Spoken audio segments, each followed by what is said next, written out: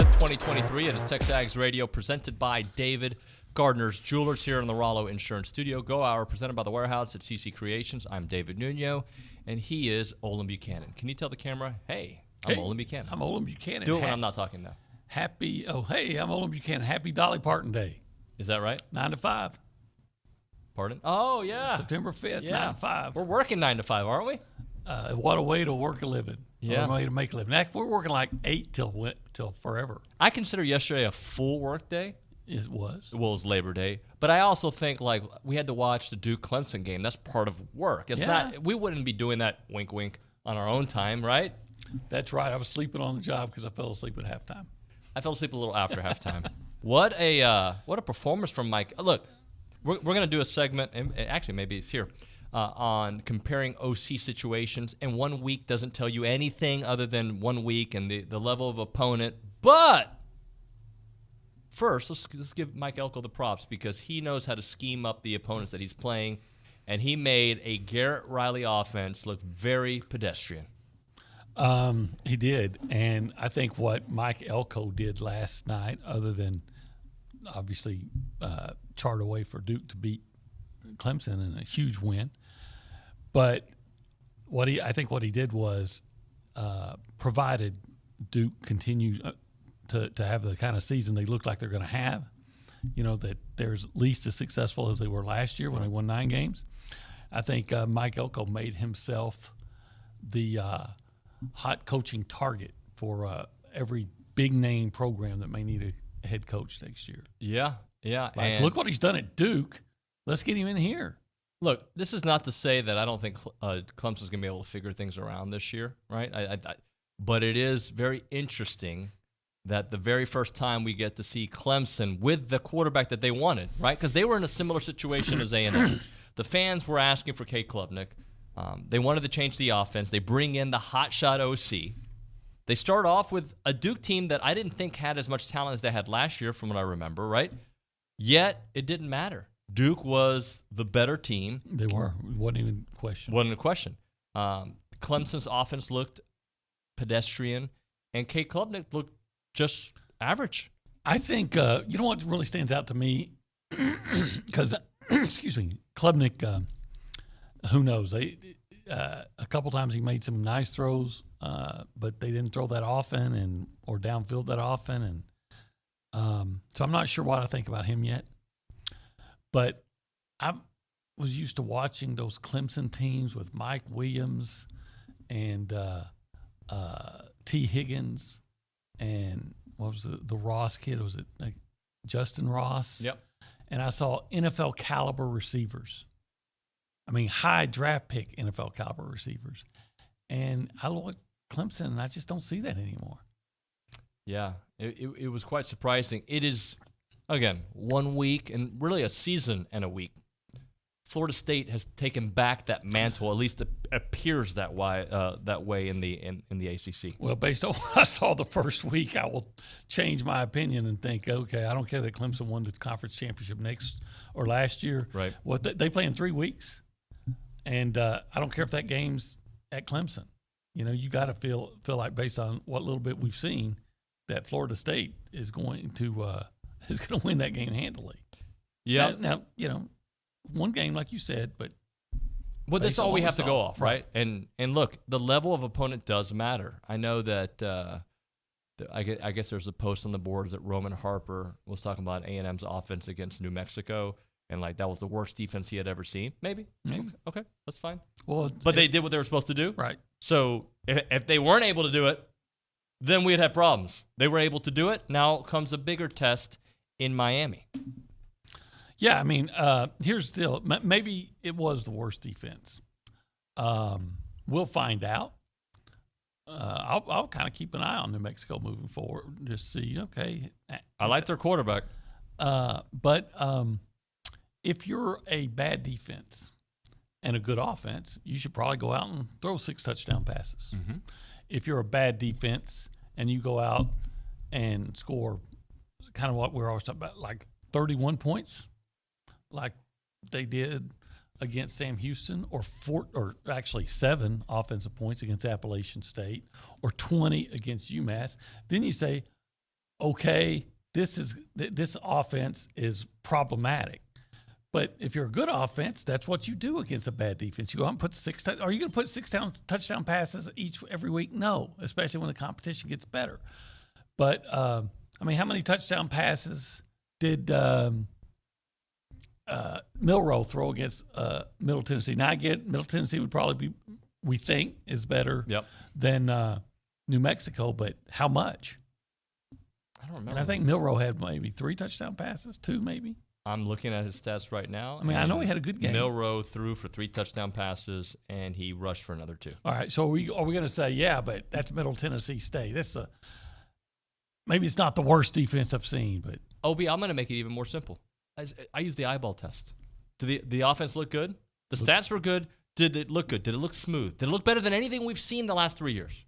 There you go. Okay, that's my first test. Look, we know that it's supposed to get harder. That's why we're in the conference we're in. It's supposed to, and we're supposed to get better as the season goes on. The first dress rehearsal, success. Well, here's I wonder if Roman Harper had any thoughts on, say, Mercer's defense. I mean, I do not know, but I would assume that New Mexico is probably better than Mercer, and if not, they're probably the same ilk. But my thing, it doesn't matter. Look, I think they're just. I think there's guys, especially if with the SEC network, and especially if they had anything to do with Alabama, that are a little bit uncomfortable with A&M. I'm fine with that. Yeah, I'm too. Look. You can compare whatever situation you want. All I need them to do is keep playing the way they're playing. Yeah. Right? And then the rest will take care of it. The analysts, they don't have to like us. They have their reasons. Like a guy like Danny Cannell, who a year ago was trashing A&M's offense, and it deserved it. This year thinks we might win the West. So who cares about opinions? Just go win games. Let's compare OC situations. Bobby Petrino, in week 1, an A? An A. Okay, quarterback situation. Do we give him an A? Oh, an A. Okay. Bama, week 1, OC. Okay? No, I give Reese an A. Yeah, I think they get an A. Yeah. Quarterback situation, Dylan Monroe? I give him an A. Absolutely. So, by the way, Tommy Reese, the OC there at Alabama. Yeah. Clemson, Garrett Riley, do we give him a C, a D? That's an F. An F? Okay. They scored 1 touchdown, and it was a gift from Duke. Right. If you can't get an F on that, what is an F? Auburn's got maybe I give them a D because that's an Elko defense. Okay. Right. Auburn gets an A based on new coordinator, new quarterback situation, Robbie Ashford in the red zone. But again, the competition is about to get a little bit deeper. Yeah. Now I want to compare the 4 quarterbacks that are linked often together. Drew Aller at Penn State, who had a really nice game. Connor Wigman, Quinn Ewers, Kate Klubnik. Okay. I think the first 2 names I said had good games. Had really good games. I don't think Ewers had as bad as a game as I saw Texas fans on social media presented it, but he could have been better. And Kate Klubnik wasn't good. Yeah. Here's what Ewers has going against him, if you want to call it that, with his own fan base, is if he's not perfect, they all know that Arch Manning is over there.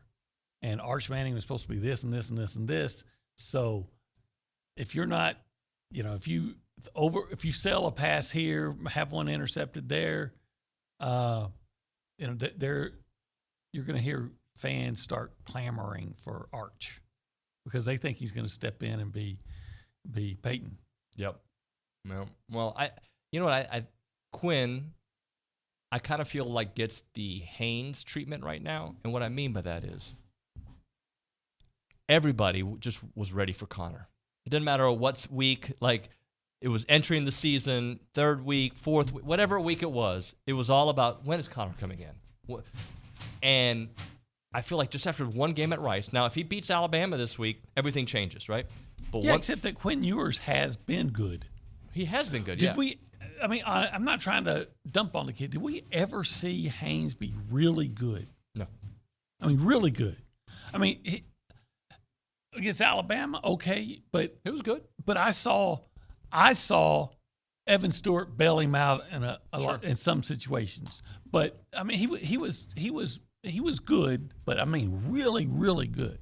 By the way, I want to make sure when I mention Clemson's situation with Garrett Riley that it may not, I don't know yet, it may not be Garrett Riley not working. It may just be how good Mike Elko is. It could be that. Right? And he deserves that kind of recognition for that performance at Duke. Well, remember, Duke wasn't a pushover last year. They were 9-4. No, but what he has done since arriving there is given them hope. That's what I'm saying. So if you're Florida, well, I don't think Florida will get rid of their coach this early, but, just pick out somebody that's a big name program that may be struggling. And you go, okay, it's time to make it. And I don't know who that is right now off the top of my head.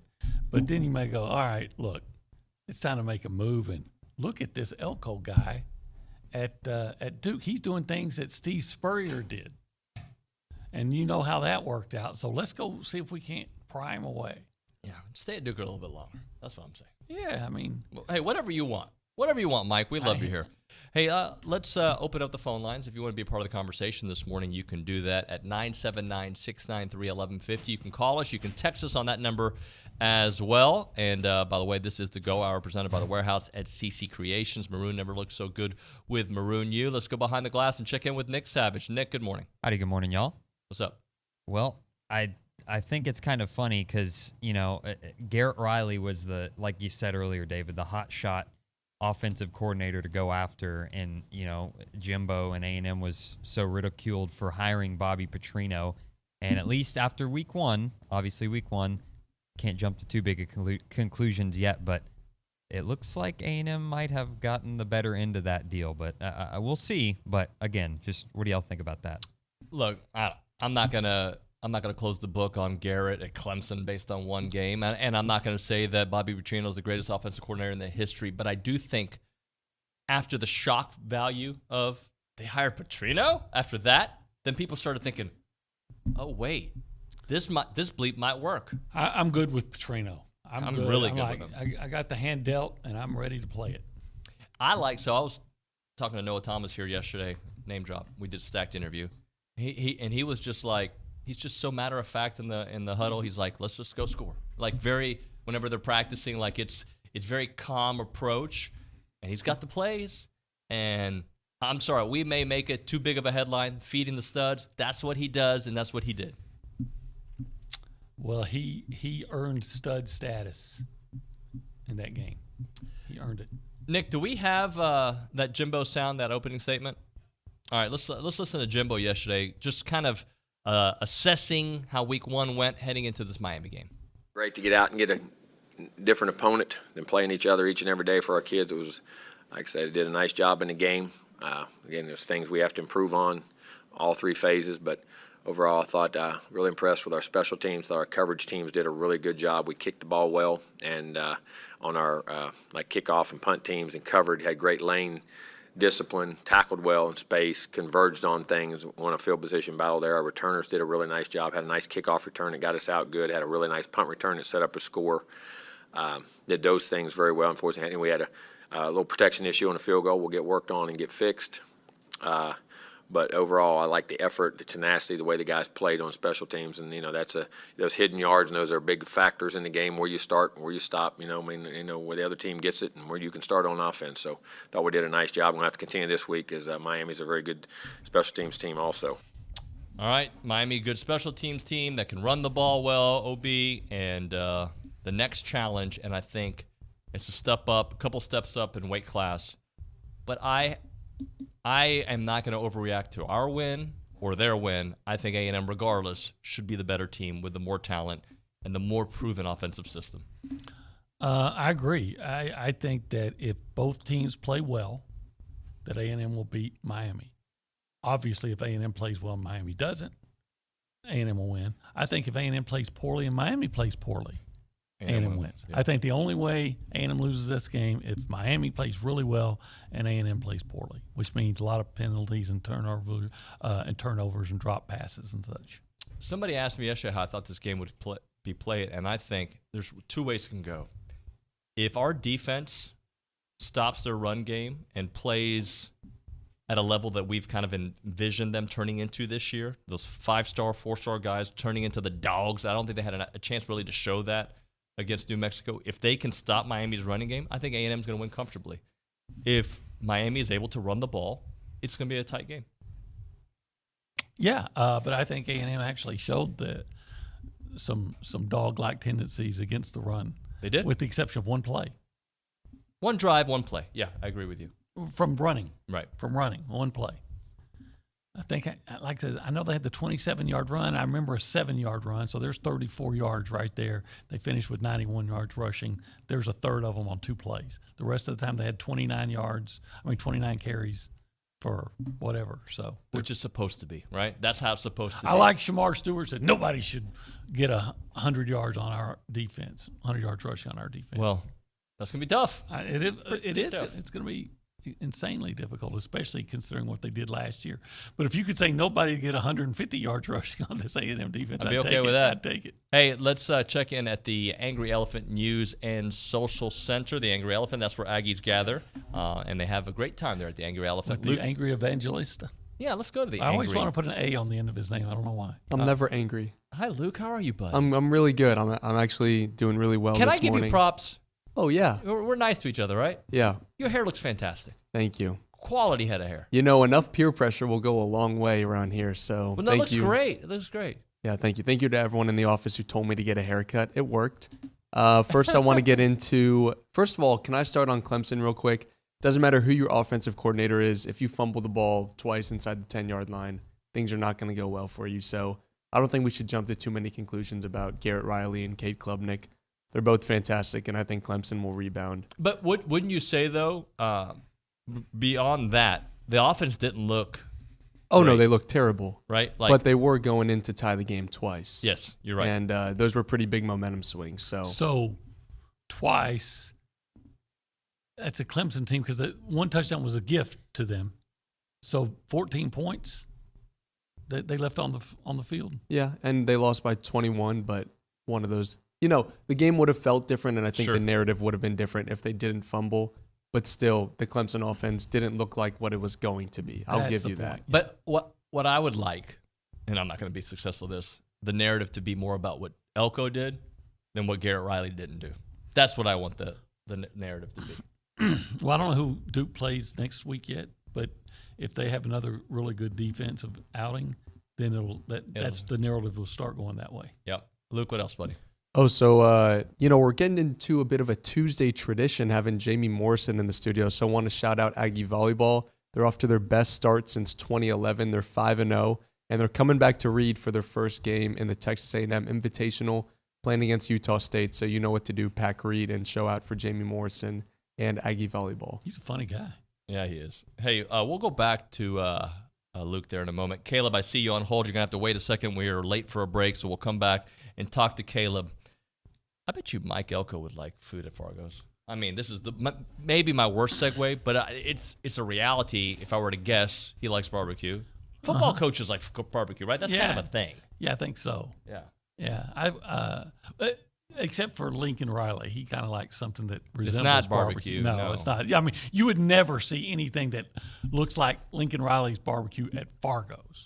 He does baked barbecue. It's I weird. don't even know what it is, but you buy it at the store. Lincoln in the package. Riley should get on a plane from LA and fly here to go have barbecue at Fargo so he can see how it's done and he can understand just how what a disaster his brisket was, because you get great brisket, great rib tips, great pork chops, great what we everything. need? We need our marketing staff, because we got a huge marketing staff, as you know, to really help us do a taste test on air, right? Like that's the only way to in the morning, all right, David, try the rib tips on air. And then you actually see my response, my Harry Met Sally response. They're like, oh. Well, I hope it don't get to that degree. Well, because I'll say, I'll have what he's having if you're having the rib tips. You'll have it. Heck yeah. It'll probably be a Tuesday or a Saturday. It's got to be a Tuesday or Saturday because that's when they have them. And you got to phone in and reserve them because they're so good they go that Once fast. they're gone? They're gone. Man, and in my belly.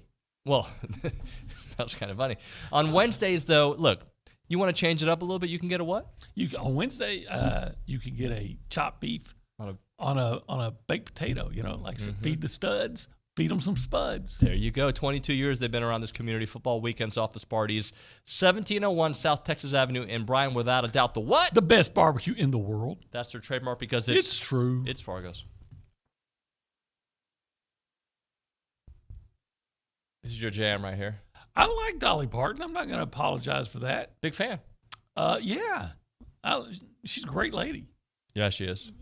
And very charitable. Sorry for asking. I think I've asked you once before, but I don't remember. Is Dolly World, I know it's real, but is it an amusement park? It's Dollywood. It's an amusement Dollywood. park in Pigeon Forge, Tennessee. Okay. Which is about an hour-ish from Knoxville in her hometown. Yep. And she built that and gave people where she lived jobs. Huh. TexAgs Radio, presented by David Gardner's Jewelers, Rollo Insurance Studio, Go Hour, presented by The Warehouse at CC Creations. Got a text message that came in. I'm not going to say from who, but a guy that I like quite a bit. And he says, just dropped off my dry cleaning. Why is there a black Dodge Ram with a big Longhorn in your parking lot? Someone's about to get towed. Someone's about to get real towed. I think it's one of the construction workers that's doing some work around here. In our studio? I think so. Double toe. Look, I admire construction workers. I wish I could do that job. They're out there in the heat and they're working and stuff like that. And just goes tell me, man, you go to Texas, you too can become a construction worker with that Texas degree. But if you want to own that construction company, you go to Texas A&M. I think if he's driving the Dodge Ram, he might. He's doing it. fine. He's probably. No, I said, hey, I'm all for construction workers. They do great jobs and they work in tough conditions. Hey, let's earn their pay. They deserve it. Let's get to the hotline. Caleb, I believe he called yesterday, but had to hang up. Caleb, welcome to TexAgs. What's up, buddy? Hey, how's it going, guys? It's going Good. well. Thank you. How are you? I'm good. I just wanted to hop on and talk about, we're talking about the different OCs. I know it's early, and David, I agree with you. The storyline should be Mike Elko had those Duke ready to play some defense last night. I think that they looked really good under his coaching. But one of the things that I had been talking about with, just amongst my friends and things like that is that, we really had that big storyline in the offseason that is Jimbo going to have the pride, or is he going to be too prideful to hand over all the play calling duties? Is he going to be too involved with all that? But I think in reality, what we should be looking at, and again, it's early, like y'all talked about, I might be Dabo Swinney might be the guy that's a little too hesitant to completely rehaul his offense. And I think we saw a little bit of that last night. I don't think they looked any different than they did last year, and I don't think that was completely indicative of Garrett Riley. That's an interesting point. I just think head coaches are going to meddle because they're head coaches, right? Like if they don't agree with something, they're going to say something. And I do believe all situations are pretty similar. They're on the headsets. They hear, I think we should run it here. It's 3rd and 8. And then whatever head coach is like, nah, we need to do play action pass to our tight end who's been getting open all game long. No, Bobby, no Garrett, no whomever. Let's try this. And that's how it works. Has that ever been a criticism of Dabo? No. Right. So I think it's talent. Again, I look at their running back's a good, hard running guy, but I don't think he's one of those guys you just hold your breath when he gets the ball like you did Travis Etienne. And I look at their receivers, and I just don't see NFL quality receivers. Maybe I'm wrong. I'm not a scout, but they don't strike me as being the sure aren't the T. Higgins and Mike Williams type of guys. Not even Hunter Renfro's. Caleb, anything else, buddy? I know, that was it. That's really about it. I got to head into work now, but thanks, guys. Thank you very much for calling.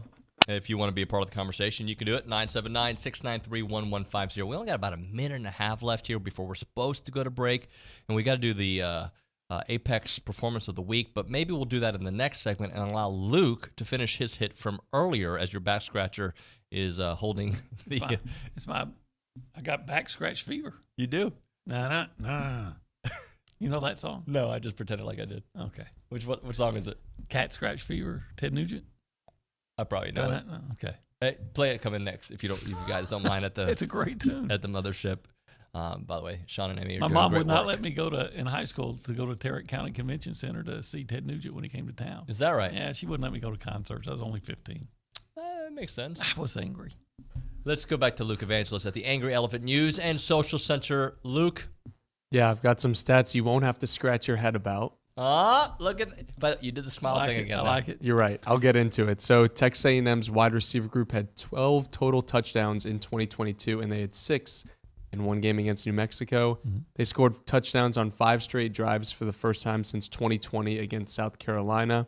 And Anai Smith had 3 catches, which extends his streak to 28 straight games with a completion which dates back to the 2019 season. Miami could be Anias's game. Something tells me. I wouldn't doubt that at all. First of all, Nice is really good. Yeah. And he gets open. Yeah. But secondly, if you're Miami, you're looking at this, okay, this Stewart guy, we got to take away from him. And what are we going to do about this Thomas guy? So, and next thing you know, you got Anias probably matching up against the number 3 or 4 DB in their secondary. Oh, and by the way, and maybe it's a mismatch. Maybe Moose is And out then there. there's Moose will be loose. And then Jake will We haven't take. seen it. Yeah. I don't We know. haven't, Trying to I rhyme. don't know. I don't know what either. But we haven't seen the tight end yet. No. But we know they're there. Theo, Feed the Swede. feed the Swede. Is he a stud? We don't know. I think he is. If he is, they'll feed him. Yeah. Because that's what they do. Feed studs.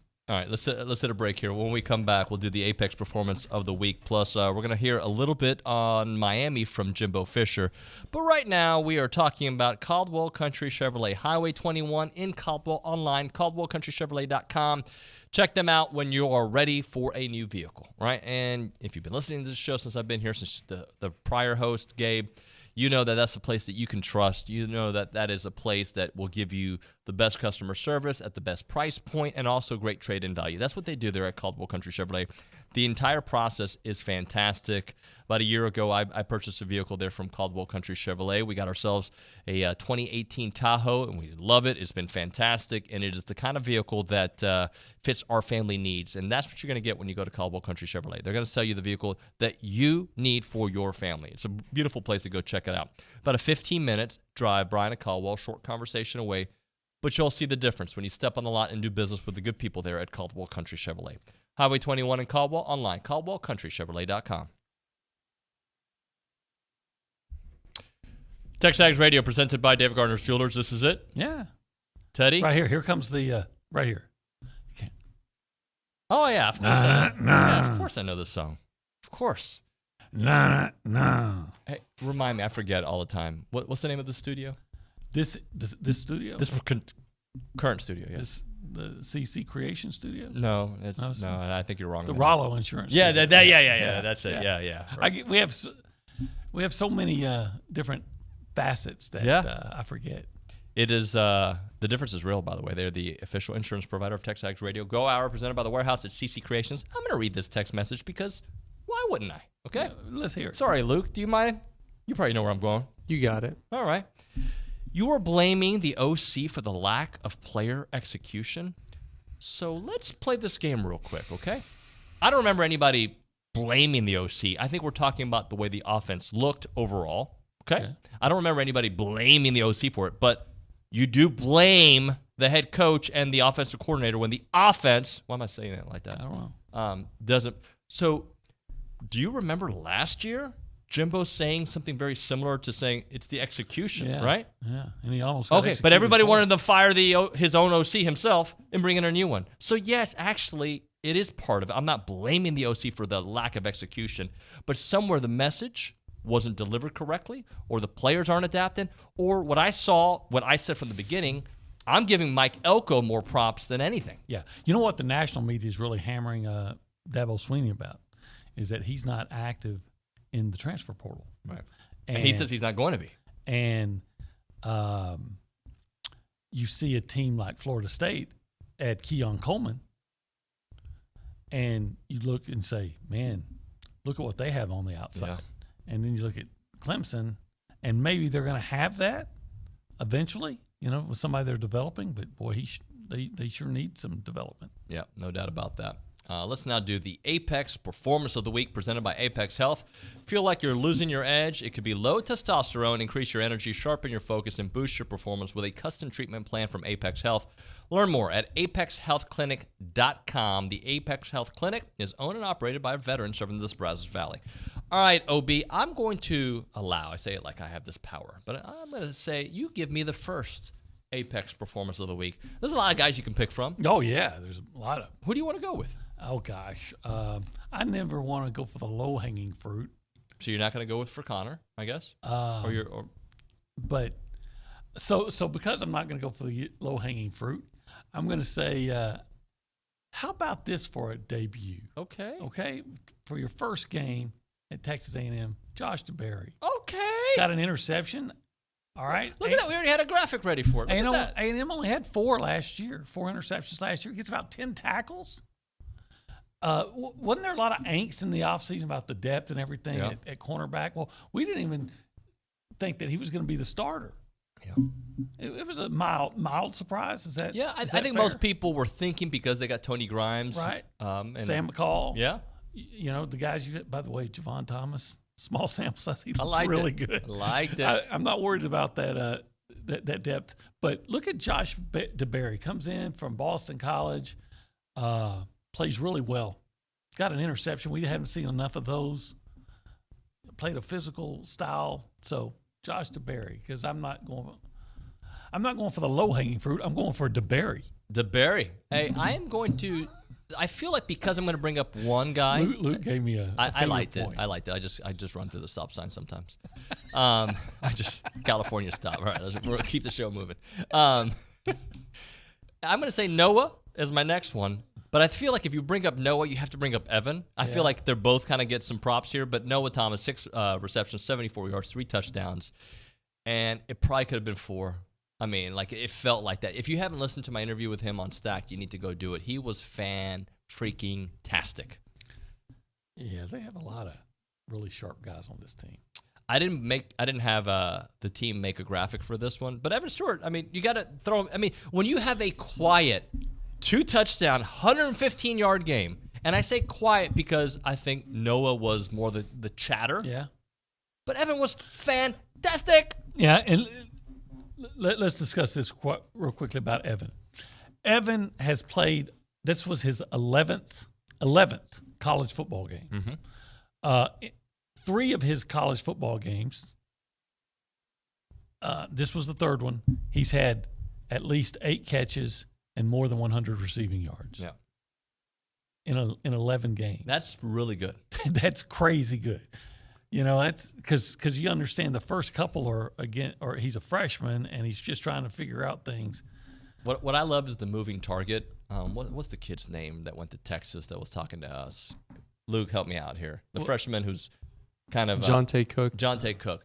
And the way they were tweeting at Evan, like, you want to go to Texas A&M and block and get, and look, Jonte Cook's going to get his numbers at some point, right? If it's this year, next year, whatever. But all that talk about A&M offense, I mean, you could say Evan Stewart's numbers rival. We went through it one day, Xavier Worthy.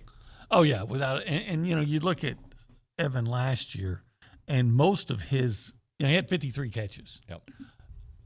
43 of them came in SEC play. That's excellent. Right. So compare that against what some of the top receivers in the SEC did. It's not like he just, like some of the Alabama receivers had huge games in their non-conference games. Right. Let's do the lowest hanging fruit. Connor Wigman. I mean, look, 2 things can be true. Oh, by the way, this whole Connie football, I'm not. You're not on board. You're not on Connie football? No. Wiggy?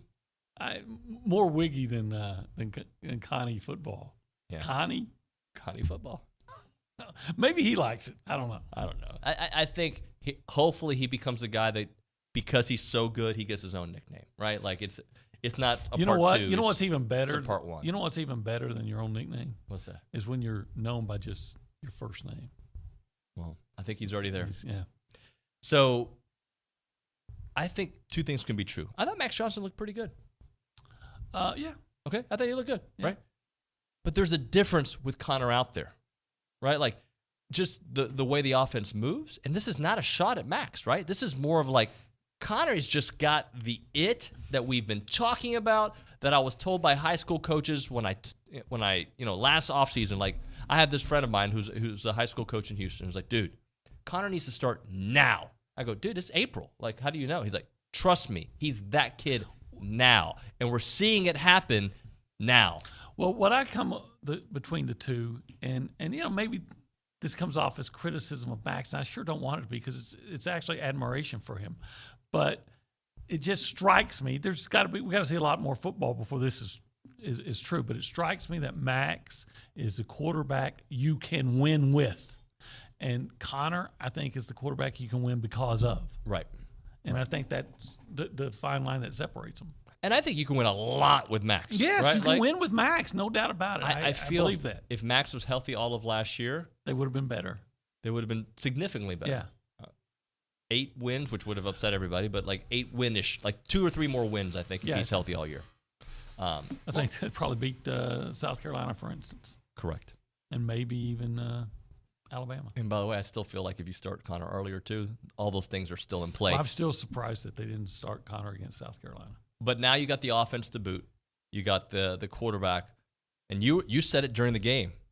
His 5 incompletions, he also had 5 touchdown passes. Like, and what was it? 2 or 3 of his incompletions were spikes to stop the clock just for the half. And one of them was a pass that was very difficult for Evan Stewart to catch, but it did hit him. It right? hit him. Well, and it was a lot of hand fighting and all this. And one was to Ja'Day Walker as well. That was maybe had he thrown just a little bit further out, he would have made the catch in the end zone. Yeah, but he was under pressure. Yep. So yeah, I don't know what you could ask any more of Connor Wigman than what you got. He was really good. And you know what? He tucked the ball a couple times and ran away from pressure and got first down. He did. Boy, that was a welcome sight. He was great to watch. The bottom line is we said coming into this season that we think we had more questions on defense than offense. I don't have a lot of questions on defense. I want to see how they do against a phenomenal run team in Miami and a team that's got a physical front defensively.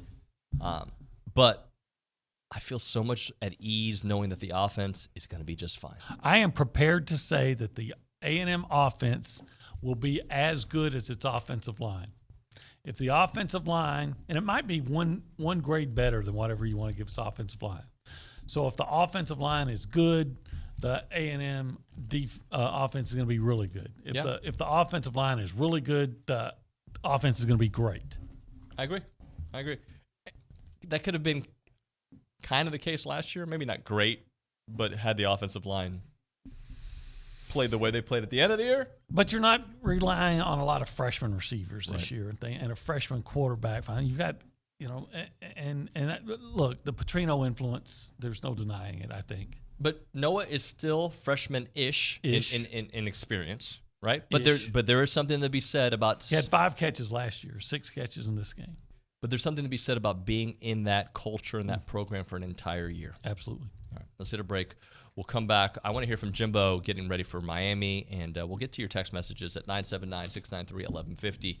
Right now, we're talking the Charge Apparel OB. I'm wearing a Charge Apparel shirt. It's a nice-looking shirt. I need like 20 more of those. I hope they're listening. Like, yeah, Nuño, we got you. Travis Tucker, I see that.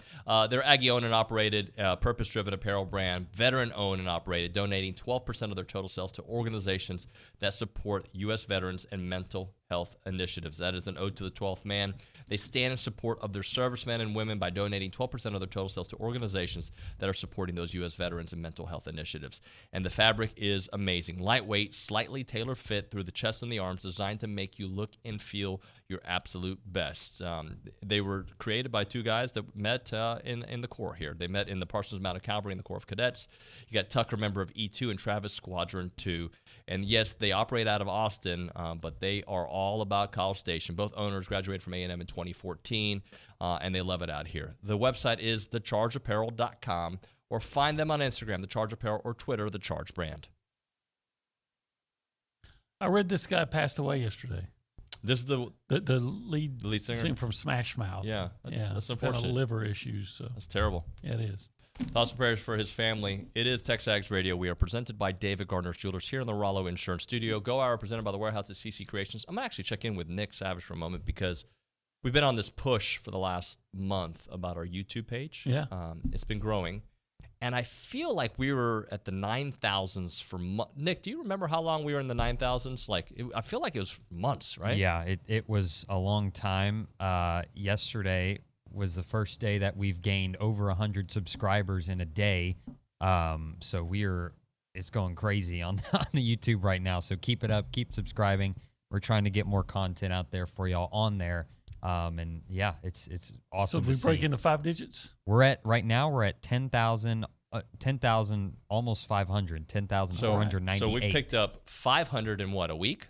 Yeah, something like that. So if we can get to 11,000, I mean, let's shoot for 20, man. Well, no. But I'm saying by Miami. I mean, if we get to 20,000 yeah. by Miami. But if you're listening to the show, please go subscribe to our YouTube page. It makes a big difference. Also, be a TexAgs subscriber. Listen to us on The Zone. Watch us on CW8. You got so many different options to do it.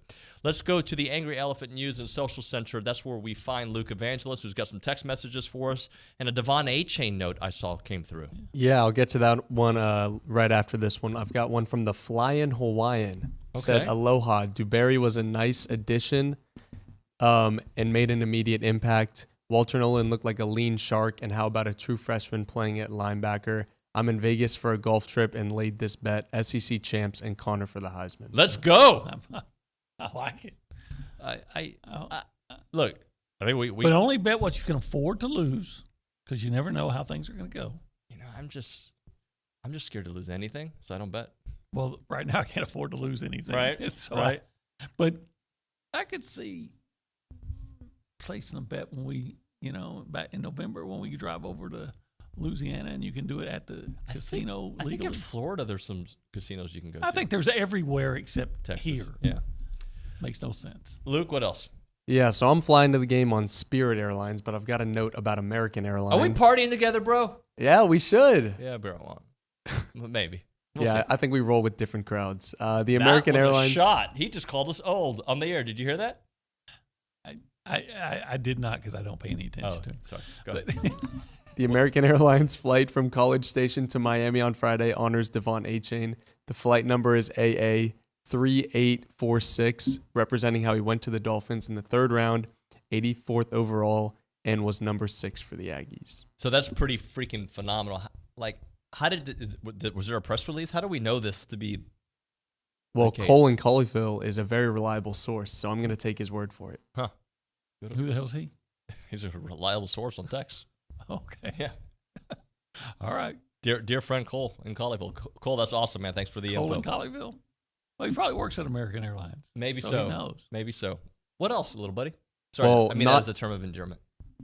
Thank you. Not to be confused, we've got Colt in Houston said we did not see many sacks. Great game otherwise. Well, yeah, but they were There's a throwing the reason. ball like 1, 2, 3 step drop and get rid of it. They were trying to get rid of the ball to not have sacks. Yeah. They were.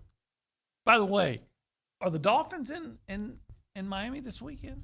Because is Devon going to be at the game, or is he going to be? That's a good question. I actually don't know. I do know. I had somebody message me yesterday. Hey, Nuño, are you going to go watch Messi play after? Because Messi's in Miami. Yeah. I was like, no, I'm not planning on it. It's kind of a busy. Yeah. The game ends, call it 7. Our post game duties till 9, and usually we're starving and so no, probably not. And I'm more Team Ronaldo anyway. So. Yeah. Luke, let's try to get another one in. Yeah, well, two things. The Dolphins are away. Huh? Nothing. Go ahead. The Dolphins are away at the Chargers. Okay, so he won't be there. Yeah, and then Tony in Skidmore said. Chargers. That's Spiller and A-Chain. What about that should be cool. Sorry, I keep interrupting you, Luke. Yeah, you're good. Tony and Skidmore said it was upsetting that Connor wasn't mentioned with the national talking heads. Just give it Don't time. worry about Give it. It's time. okay. Yeah, like it's gonna happen. Like if he plays Hey, like he played, if he has a strong game this week, you're going to be hearing the national guys start talking about him. Look, if we get to the Alabama game and things are going the way we saw, like he's gonna get plenty. Yeah. Just like if Quinn plays well against Bama this weekend, he's gonna get a lot of love too. Obi, I'm gonna read this. Derrick Henry, not the Derrick Henry, but the Derrick Henry on the YouTube page says, Nuño, I'm surprised you aren't in Miami already. Oh, buddy, we're going early. Yeah. You would be if you could be. I would be, but it would make I life, would too. It makes life really hard with 4 kids, very busy kids. So my wife's already like, you're leaving on Thursday? Yes, sweetie, sorry. We have a sponsorship. We have to go early. Got to do the show from there. I mean, you're lucky. I almost had to go the entire week because I wanted to. Anyway, Obi, thank you very much, sir. All right, see you. When we come back on TexAgs Radio, Jamie McCoy. My voice got high. Then Jamie Morrison, the 2 Jamies, followed by the KBTX Roundtable. That and more. It's TexAgs Radio. And we're back, TexAgs Radio, presented by David Gardner's Jewelers, Rollo Insurance Studio. So we get to talk a little offense now with Jamie McCoy here in our former player interview as we break down a little bit of what we saw on Saturday and look ahead to the Miami game. Jamie, good morning, buddy. How are you? I'm good. How you doing, David? I'm good, man. I'm doing real well. So Your first thoughts, what'd you think of it all? The presentation, the offense, the way it all looked and clicked? Man, first thoughts, I gotta say, I was just as a fan, I was happy to see us get the job done as it needed to be done. Everything, it seemed, happened as it should. There was no over years past, there's been a feeling of, man, why does it look so hard for us to score? Or why can't we run the ball against this inferior team? Why can't we throw it? Where's our big 5-star, 4-star athletes? But for this game, it just seemed to go smoothly. Looked like there were no hiccups. And I just love seeing everybody get involved. Running game looked pure. Passing game looked good. It was just an all-around great effort.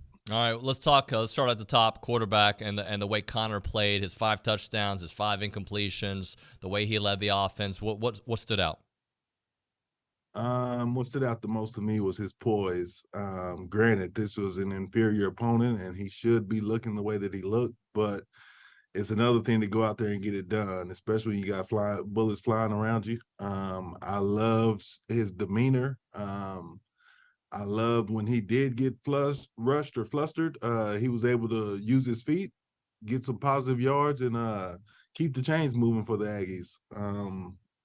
Ball placement was great, which we didn't make every catch. Like you said, 5 incompletions, but you can't complain with that, especially coming into a season. I'm hoping this springboards us forward into just having a good year. Yeah, I hope so. And look, I think you hit it with the poise, and I'm going to take it another step. Poise/swagger, right? Like, he knows he can make that throw with pressure coming in his face. He knows he can get around the edge when he needs to. He knows when to run. He's got that internal clock. Yeah, for sure. And in his post game, I heard him talking about that a little bit. I mean, everybody knows with Petrino, his little mantra this year is find the studs, or I guess that's always been his deal. But it seemed that we were able to get a lot of positive yards, and that was another point I wanted to make. It was almost as if we didn't even find our studs. I mean, Anais and Moose, I know what they're capable of, and the fact that they didn't get as involved is just another good sign for me that hey, you're not able to just take these guys away from us. We got other guys that can come over here and step up. And then again, the running game just seemed like we had a 3-headed monster rolling. Jamie, let's talk a little bit about those receivers, because there's several ways you can go. You can talk about Anais, maybe not the numbers, but the importance of what he did. Noah Thomas, the 3 touchdowns, just balling out like we said he would. And then Evan Stewart, having the 2 touchdown performance, over 100 yards. Like, the wide receiver group lived up to everything we had thought heading into this season. Absolutely. I mean, this is what you expect when you start getting these 5-star athletes. You want to see the ball get in their hands and for them to be able to go out there and make plays. Evan Stewart was amazing with his start-stop, making catches, turning out, spinning the complete opposite way.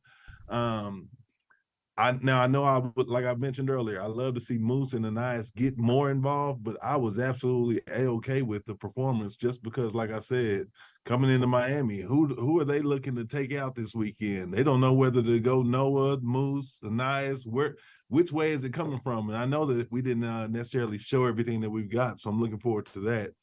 And then, the Noah kid, I swear it seemed like a week before I saw a picture of him and I forget, it might have been Evan, but he was in the booth.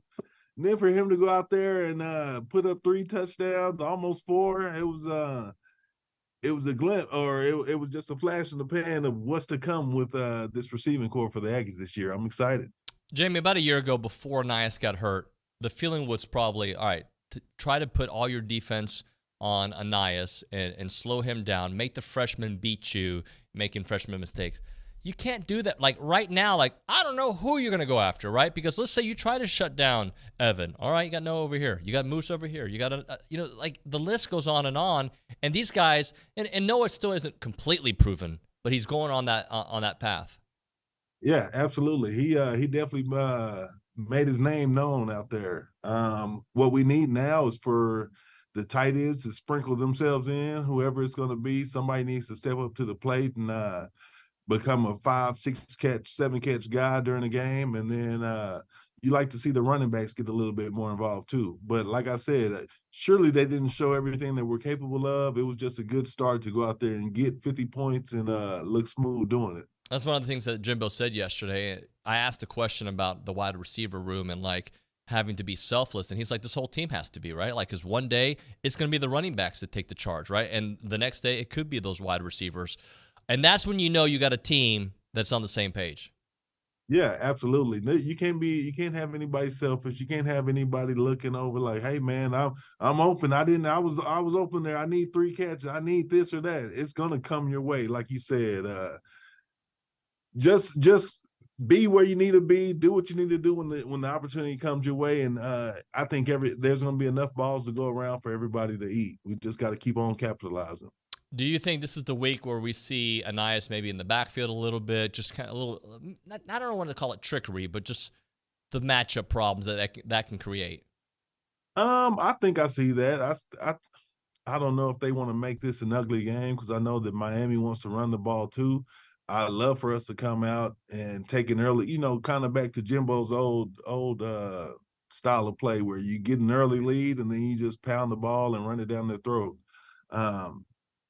We'd love to see our running backs take hold and show that we can be just as nasty as anybody wants to be. Just kind of show Miami some SEC football this weekend. So obviously it looked better. Talk to me about the presentation. Like, what stood out to you about the way they presented their offense, the pre-snap, the in-play moments?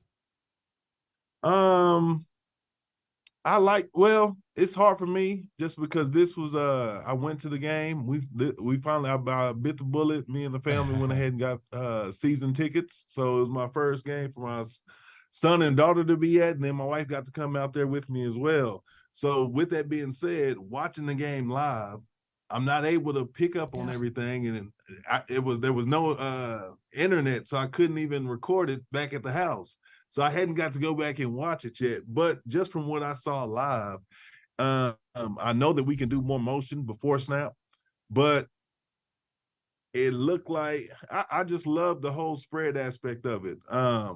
Running the ball, I like to see us get downhill a little more, but I was okay with the performance of all 3 backs. Nobody just jumped off the screen to me, but I almost kind of like that better. We got 3 guys that are all capable of putting their hand in there and getting the job done, hopefully. Well, you know what? You don't even have to watch the game again a second time to know it just looked better, right? Like it felt better. Like sometimes, and you kind of alluded to it in your opening remarks, it felt like at times the offense was underwater, trying to fight through the water. It didn't seem that way. It was just smooth, man. Yeah, I knew it was smooth just because I didn't have that underlying. I'll tell you what, the last 2 or 3 seasons after that first game, I've had this feeling just kind of like, man, that didn't look. Looks like we lost Jamie. Let's see if we can get him back here in a moment. But he's exactly right. It just did not look the way it's supposed to look, unfortunately. It was just, there was something about it in years past where you're like, especially, and then I go to my phone, I check, and Baylor's losing to Texas State. It's like, I'm glad that we don't have those problems. The last year App State. Let's just win how you're supposed to win, and I think the guys did that. Yeah, they did do that. Are you expecting the tight ends, because that's one part we didn't really talk about, to be more integral as we move forward? I think so. I think Donovan was a big blow. I think you don't expect to have that type of blow that close to the season starting. And a lot of these other guys don't necessarily have the experience yet. So I think there were sets in there where we'd have a tight end off the edge with. We hope to get the tight end action going. I know Jamie's having some issues there with his internet feed, so hopefully we'll get him back momentarily. And if not, I'll just figure out what he was going to say. Because the bottom line is, the way get out into the route or just be integrated into offense, like you said, just sprinkle him on in there, let him get out there and run his own route. So we just need one of these guys to step up to the plate and let it be known, I'm the guy, you guys can depend on me, and then the rest will follow suit. Jamie, let's I know it's probably difficult to tell from the stands, but how did you feel the line looked overall? I thought they looked good. I thought now I feel like New Mexico had maybe they weren't able to, but it seems like in years past, these smaller schools that we played, they make it known, hey, we got nothing to lose here. I'm bringing blitz up the middle, blitz off the side. They kind of make it known. New Mexico didn't necessarily do that, but I only saw Connor really pressured 2 or 3 times. I think they got to him once there in the end. But again, that's the problem that you like to have. If it's not jumping out to me during the game, like, man, what's going on? Why is our quarterback just running all over the place? Then these guys are doing a good job. So there's no, I got nothing to complain about with the O-line. I think I didn't see much of, if any, false starts or holding penalties. So as long as these guys can keep trucking forward, I think we're going to be good to go.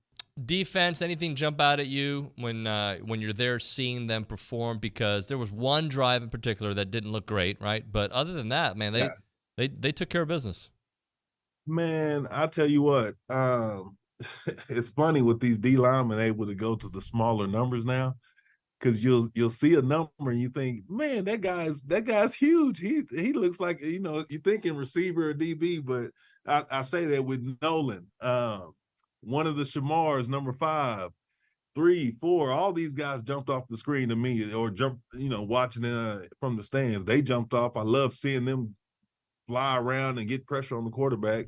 And then Coop jumped off the page to me as well. My son is in flag, so I had him watching Damani just because I know how good Damani is. So he was locked on 26, but I'm not sure how you pronounce it. DeBerry, number 28. Josh DeBerry. I love yeah. Game. Yes, he looked great as well. So that secondary that looked good. Coop at the linebacker role, he looked good. And then a plethora of guys jumped off the screen to me on the DN. So like I said, moving forward and hearing one of the Shamars speak on it, all these guys are knowing what their role is and knowing how they fit in Durkin's system. So if these guys know that, it's about going out there, plug and play. Don't think about it too much. Just be an athlete and make it get to the ball. Jamie, how about going to play in front of your home fans? Or not home fans, but your hometown. You're going to have Amari Daniels from the Miami area going there. You're going to have Shamar Stewart, who was recruited heavily by the University of Miami. He thought as a kid he was going to end up going there. Playing, like, there's an added, like, hey, I got family in the stands, and I got to show this team what they missed out on. Yeah, absolutely. I think it's number one. I think it's pretty cool to for these kids to make that jump and come to Texas. I know Midland was only 5 hours away, and once my mom and them rolled out of campus, I was crying like a baby. So for these guys to go move to college, states over, I commend those guys. But to answer your question, going back home, it's got to be a good feeling of, hey, let me show you guys what I've been doing. I know I've been away from my hometown, but let me show you guys how I've been working my craft over here. And then to second what you said, hey, I got family in the stands. I got to put on. I got to have a good game. There's that extra sense of motivation of, hey, these guys, I had to get 20 tickets this game. I know I ain't going to come out here and have one catch or one tackle. Let me go out here and play balls to the wall. So I think it's pretty cool to have all these Floridians get to go back home and show them what they can do and show them that they're putting on for their state in a different state. Not that I expect you to know the Hurricanes the way you know the Aggies, but how big of a test is this for A&M in a series of a bunch of tests coming here in SEC play? I think the biggest test for us this week is going to be making Miami one-dimensional. Yep. Or trying to make them one-dimensional. They want to run the ball. They want to control the clock. And if we can, what I would love to see more than anything this week is for the Aggies to get me 4 or 5 3-and-outs. If we can keep them off the field and dictate what we want to do on offense, and like I said, build that lead and kind of control the tempo, control what they're doing, I think the sky's gonna be the limit for us. But it's gonna be a big test for our defense on how, just like SEC played, knowing the team wants to run the ball, but can you stop the run? So I'm excited to see if we can answer the challenge this weekend. Jamie, it's interesting because when I think about this A&M team, there's a little bit of me that remembers stuff from the past, right? And I have to remind myself, this is a new team. This particular team has not lost 6 straight on the road. This particular team has not struggled with the run. Bigger tests are coming. We'll see if that becomes a thing. But, I feel like there's a new chapter in the book. There was this chapter here, like the beginning part of Jimbo, and it got high and then it got a little low. And now we're on to a new chapter. Oh yeah, new chapter. And I like to say it's a remix. Somebody just added somebody wrote in a new ending. But no, I agree. These guys don't have the old teams, old problems. This is a new set of teams, new set of challenges, and it's just a matter of if these guys are ready to face those and face them head on, which I think they are. I'm excited to see the growth and the maturity of the boys, and I think they take a step this weekend. They say it's always week 1 to week 2. I think it's going to be a big step. We'll see if Drake makes a cameo here in this remix that you're talking about. Let's let's have one closing thought. How much college football were you able to take in? Any real thing that happened this weekend that caught your attention? Like, oh, okay, maybe Elko last night with Duke beating Clemson, Dion. What caught your attention this week? Big kudos to Elko. I love Clemson being the program they've been for the last 10 years or so, and Elko to come in and knock them off and do there's been a whole lot of firsts for Duke, and I'm proud that he's the guy leading the charge because he's a great guy. We know everything that he's about, so good on him. This weekend, there wasn't really any marquee games, nothing to even want to record or anything. But before we took off, I did get to catch Dion upset TCU. And I love that. Going into it, I didn't think I liked Shadur's throwing motion, and I didn't know how they'd fare against, team that was in the championship last year. But to see what they were able to do with their pace on offense and then defense stand up, it was a great game to watch, and it was shocking to see a 20-point dog come out there and get a win. So I was proud of Dion as well. But you know what, though? I feel like TCU, in a way, kind of like A&M, when you have that much turnover, right? Like, you're starting quarterback, you got a bunch of guys going to the NFL. Like, you're not the same team, yet the perception is you are the same team, right? Oh yeah, that's you built up that mantra about yourselves, and now you got to go out there and live up to that. And I can't say that those guys weren't ready. I don't think they were ready for the pace that Colorado was coming out there with, and Colorado had their back against the wall, and they came out there and they played like it. So it's just one of those eye-opener things for TCU where they got to go back to the drawing board and say, hey, we got to come out with some intensity, and I think they will. Offensively, they look good. Defense has to step it up, but just one of those games, just one of the lumps you got to take early on.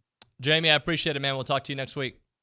No problem, David. See you next week. See you, bud. Jamie McCoy here. Gig 'em. I love getting Jamie on the program. All right, let's hit a break. We'll come back with the other Jamie Morrison, A&M volleyball coach, who's here already to talk about their great start to the season. But right now, we're talking about sponsor and vendor opportunities with the Association of Former Students, our good friends out there. If your organization or business are looking for an opportunity to engage with other Aggies, then you need to check out the Association of Former Students because they bring ages all together during events held throughout the year. You got the marquee events that you all know about, like Aggie Ring Day, Aggie All Aggie Hullabaloo, and the Gathering, welcoming tens of thousands of guests out there. And there are many, many, many sponsorship opportunities and vendor opportunities available to get your brand in front of these attendees. All events offer a wide variety of both digital and in-person options to promote your brand. Options include title sponsoring, on-site presence, activation, recognition in social media posts, and much, much more.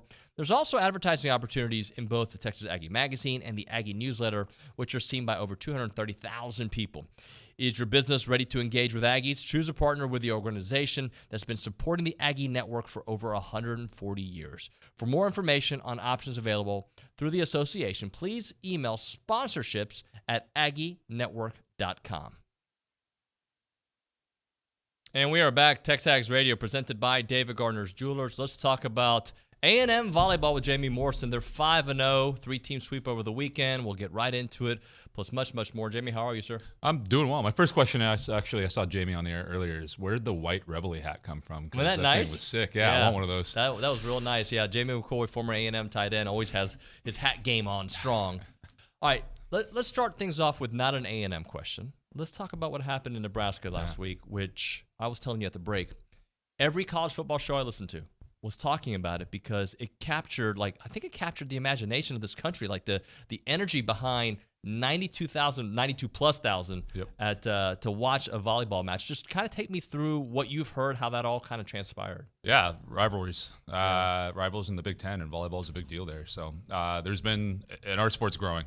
I think I've said that on the air as I first came here, but the interest in it, attendance, viewership, TV ratings, everything's growing.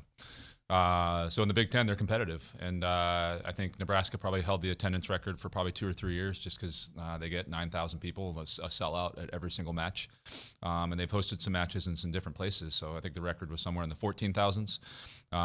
Nebraska and Creighton played a match in Omaha, set the record at 16-4, something like that, and University of Wisconsin got upset and was like, we can do better. So they moved their match with Florida. I was actually at this match into their basketball arena and got 18-4 or something like that. And then Nebraska decided to retaliate and say, hey, they want to go bigger. And the problem was they didn't have an indoor venue in Lincoln that was big enough to host that and break that record. So their athletic director basically said, let's do it in the football stadium. And I think the volleyball program was like, that's funny. But they're like, no, let's do it. And they opened up ticket sales, I think, for 25,000 tickets, and those sold out in 3 hours. And then the next day, they're like, all right, we'll go bigger. And they opened up 50,000 of their football stadium, and those sold out in a day. And they're like, all right, like, obviously there's demand. They opened up the entire stadium, and they sold 90,000 tickets in 3 days. And it became a little bit of a movement. And again, our sport's growing, women's sports are growing, and there's a desire to see it if it's put there. Well, so my brain is working right now, and I know the power of the Aggie Network. And we like being the best at things, and we like being the biggest at things. Like, what do we need to do to have that at Kyle Field and continue to grow what you've started this year? Yeah, I've gotten 20 or 30 emails and text messages and things on social media asking the same question. I've gotten some people that won't happen tomorrow, and I agree with that. I think it's a slow growth, and then I think it's, if people are interested, show up. Bring 5 friends to a volleyball match. If you have a good time and they have a good time, I don't know, maybe 2 of them won't, that's fine. 3 of them do, have them bring 5 friends. And again, I took this job because I could see what happens at Nebraska happening here at Texas A&M, and it's one of a handful, and maybe the only other place where I could see that happening. So it's grow a fan base. We're trying to put an entertaining product on the floor, both from the volleyball standpoint and the things that happen around our game. It's a big piece of what I'm doing, of trying to make the atmosphere at Texas A&M volleyball matches fun. So come, enjoy yourself. If you got any feedback, send me a message. I'd like to make it a more entertaining prospect. And again, our job is to put a winning product on the floor, and also and I talk to our girls all the time about putting on a show. Their job is to be entertaining. And that's our job. Can you tell a vibe change with the fans out? Like, can you feel it? Because the success is matching what we thought could happen. Yeah, I feel it. I'm curious to see what happens this week. And again, exhibition, I talked about it when I came in here. That was my first interaction with the 12th man and being a part of it. And again, it was the number of people that showed up for an exhibition, but more so the feel of the people. That it wasn't just, and I think it was 3,000 fans kind of hanging out watching a volleyball match. It was 3,000 fans that wanted to be a part of a volleyball match. And it was really, really cool. And I'm excited to see what's going to happen on Thursday. Well, let's talk about what just happened, the sweep this past weekend, the Falcon Invitational. All 3 teams that you went against were tournament teams. Correct. And just how did you guys, how did it feel? How did it flow? Yeah, we talked going into the weekend, and just making sure the team understood how good the teams we were playing against are. Like, we're going to get pushed. And I was really curious to see what happened when that happened. When we were facing adversity, what happened. And the first match, we faced adversity. And if you look back at the statistics, we probably should have won a little bit earlier, but I was happy it went 5. I wasn't necessarily happy we were down 8-2. But we took a timeout, and I said, hey, we talked about this moment right here when we were getting pushed and what was going to happen. And I'm just curious to see what happens when I put you back out on the floor. And our team went to work, and they leaned into adversity. They didn't run away from it. And it showed. And then I think just the thing I'm most proud of isn't necessarily the 3 wins. It's how we're doing it. We're hitting 356 on the year. And for those that don't know about hitting efficiency in volleyball, it's basically how often, it's a little bit different than baseball, but how often we're killing the ball minus how often we're making an error or getting blocked. And 356, I think if I looked correctly, it's number 3 in the country right now. And it's the equivalent of basically a baseball team going out for the first 5 games and hitting 356. And that doesn't happen every day. And it's pretty extraordinary. So I'm pretty impressed with the way our offense is firing right now. And we got to get the block and D side catching up a little bit. I see a note, breaking program kill record in a single match against Wright State. Yeah, we got done with that match, and I literally texted our statistician, our director of performance analytics, I think is what we're calling him now. But I was like, did we mess up our stats tonight? Because I don't think I've ever had a team get 82 kills in a match. And I think we had 100 and something earned points, which means the opponent wasn't giving us anything in that match. We had to go earn every single point. So, yeah, 82 kills. That's pretty crazy. And I wish it wouldn't have gone 5, and I probably wouldn't have set a record that way. But again, we're doing things the right way. That's producing the wins. We're not getting lucky, which is an awesome thing. Well, let's talk about what it's produced so far. The best start in 12 years for this program since 2011. Obviously, we want it to continue, but it's what you just said there that caught my attention is the way you're doing it, which makes it sustainable. Yeah, and I've sent some stuff out on Instagram. The highest GPA in the history of this program last spring is another thing that I get chills as I'm saying that. Like when I took a college job, it was about academic and athletic excellence. And again, the way we go about doing things. And we're on the right track, and there's still a lot of room for improvement with this group.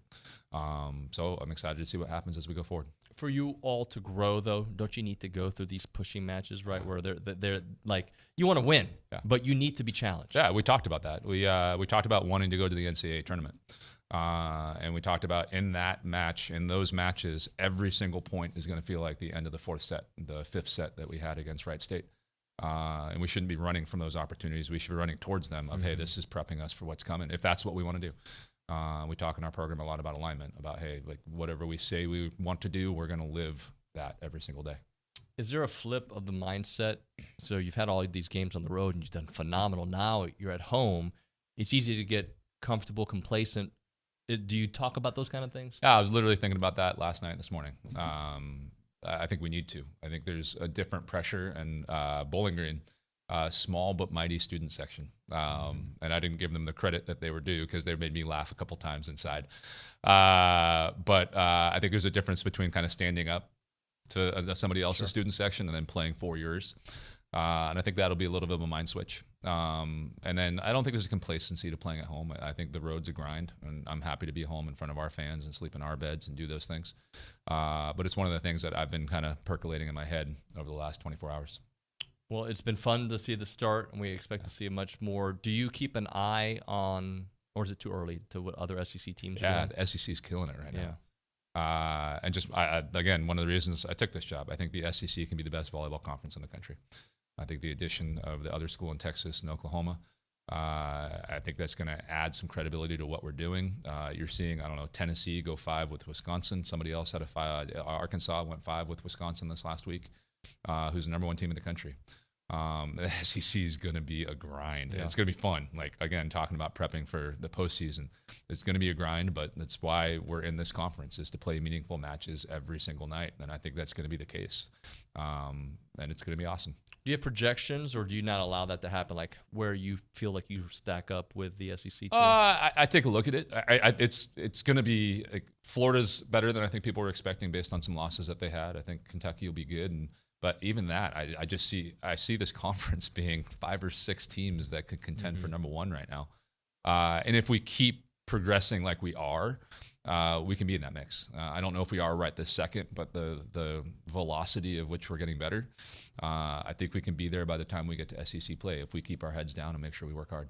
Well, let's get 100,000 to Caulfield to see you soon, man. Let's do it. Let's start with maybe 8 or 9 and read, and then we'll move on to that. We'll keep growing incrementally. Cool. Thank you. Thank you, Jamie. All right, when we come back next on TexAgs Radio, the KBTX Roundtable. Right now, we need caller number 1. We're going to give you a free car wash from Aggie Express Car Wash in South College Station off of William D. Fitch and Greens Prairie. They're Aggie owned and operated with the friendliest staff and a personal touch. They offer a monthly membership.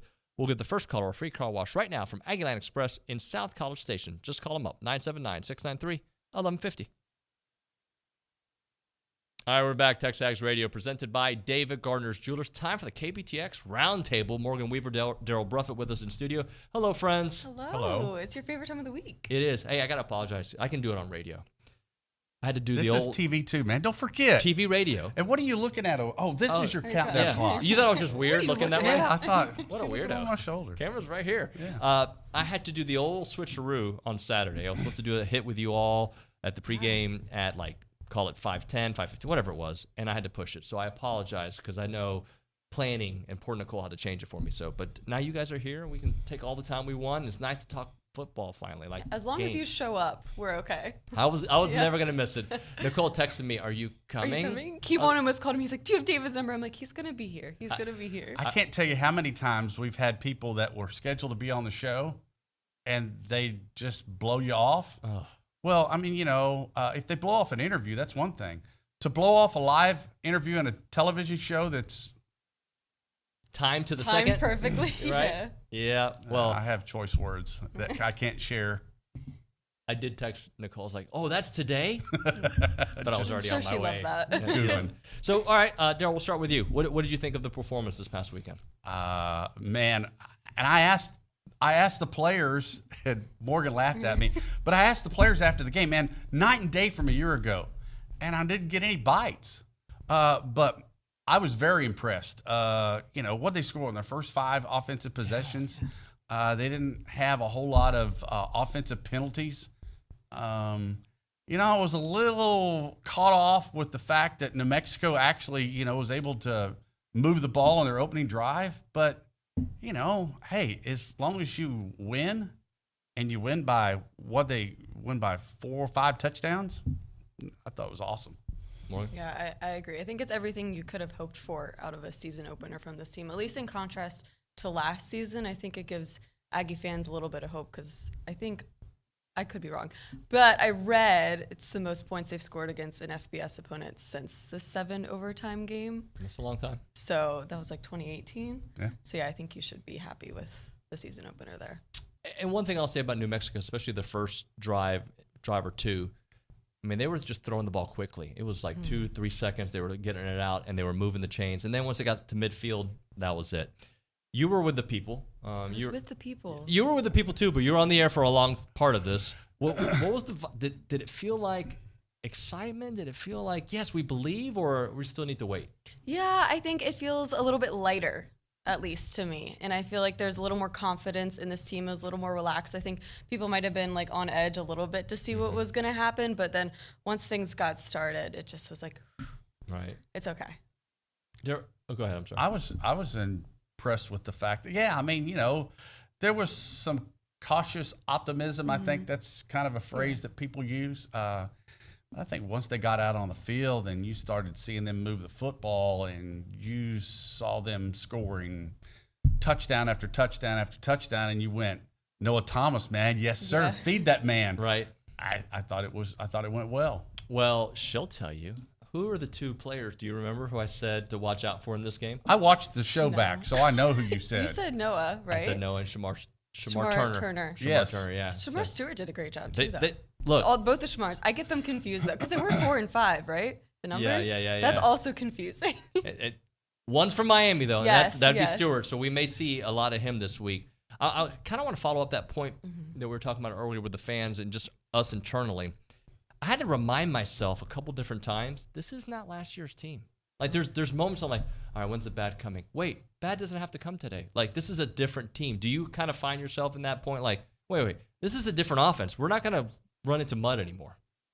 It's hard, I think, sometimes to flip that page and to say, okay, different season. But, and I think part of that is because, I'm still a guy that's used to, you signed him, you got him for 4 or 5 years. If you redshirted him, you got the transfer portal. So teams just change sometimes overnight.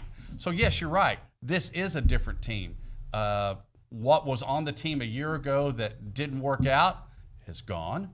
And what they needed, they brought in. And it seems like those that stayed are better. So, yeah, I'm with you. It does look like a much better team. We've turned the page, thankfully.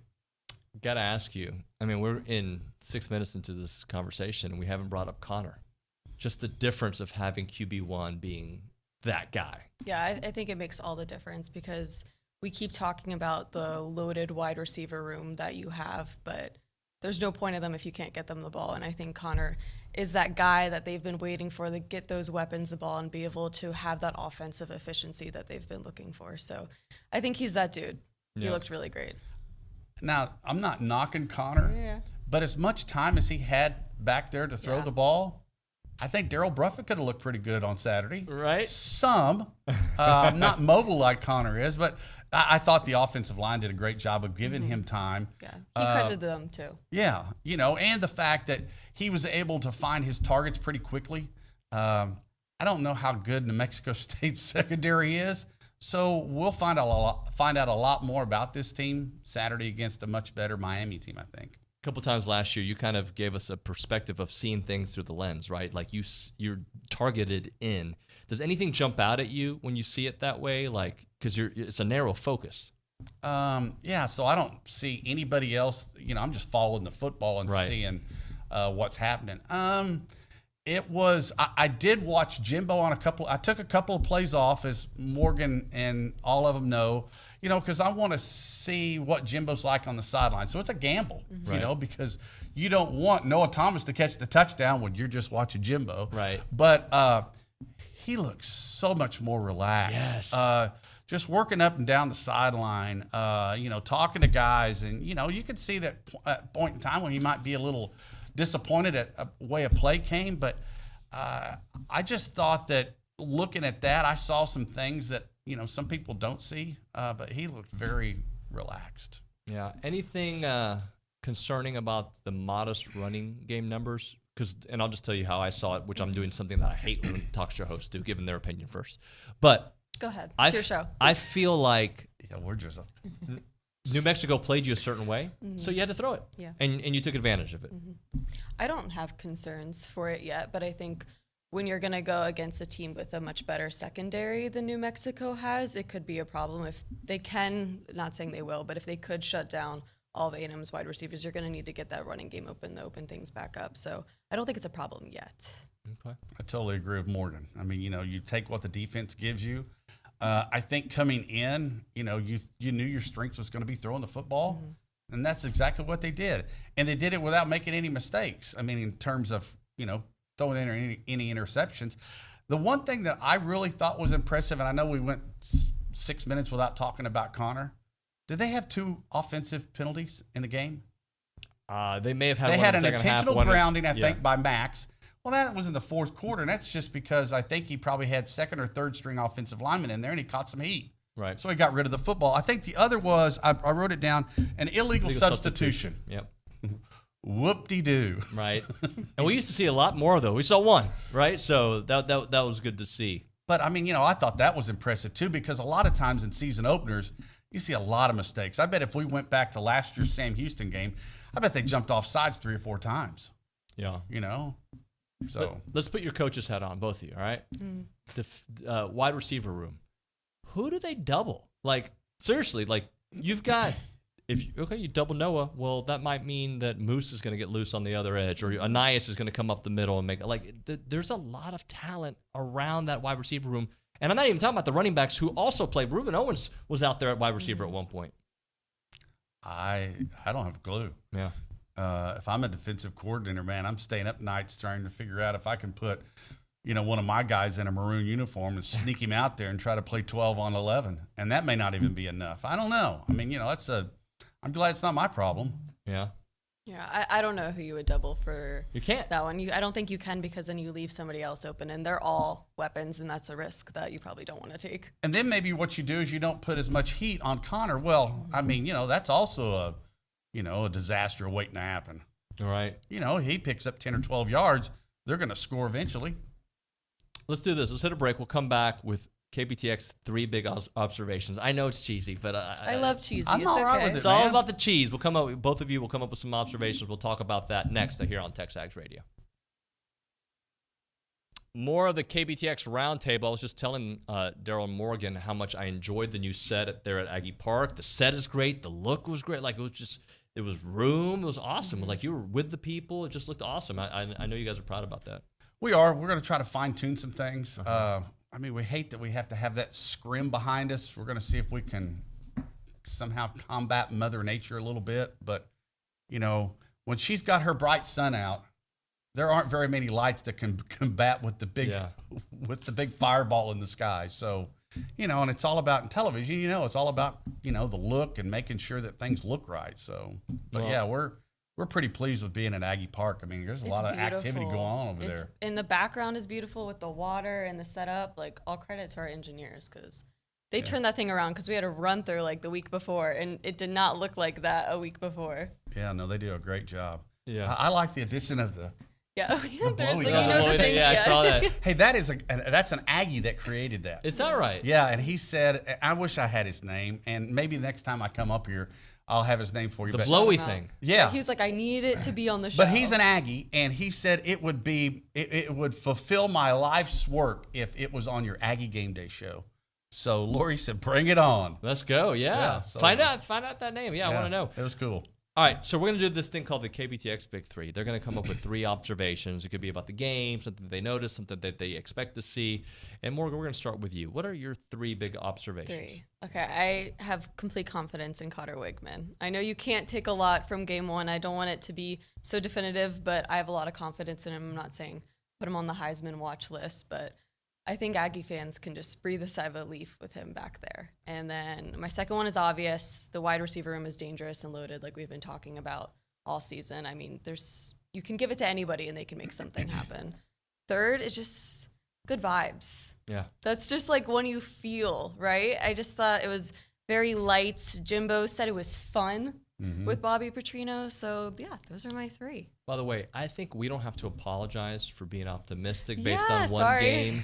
No, because I do it too. Yeah. And I'm saying it because, like, We haven't felt that way in a while, so. the Sam Houston game, what was it, 31-0? Am I right about that? Yeah. I think that's right. And it didn't feel right.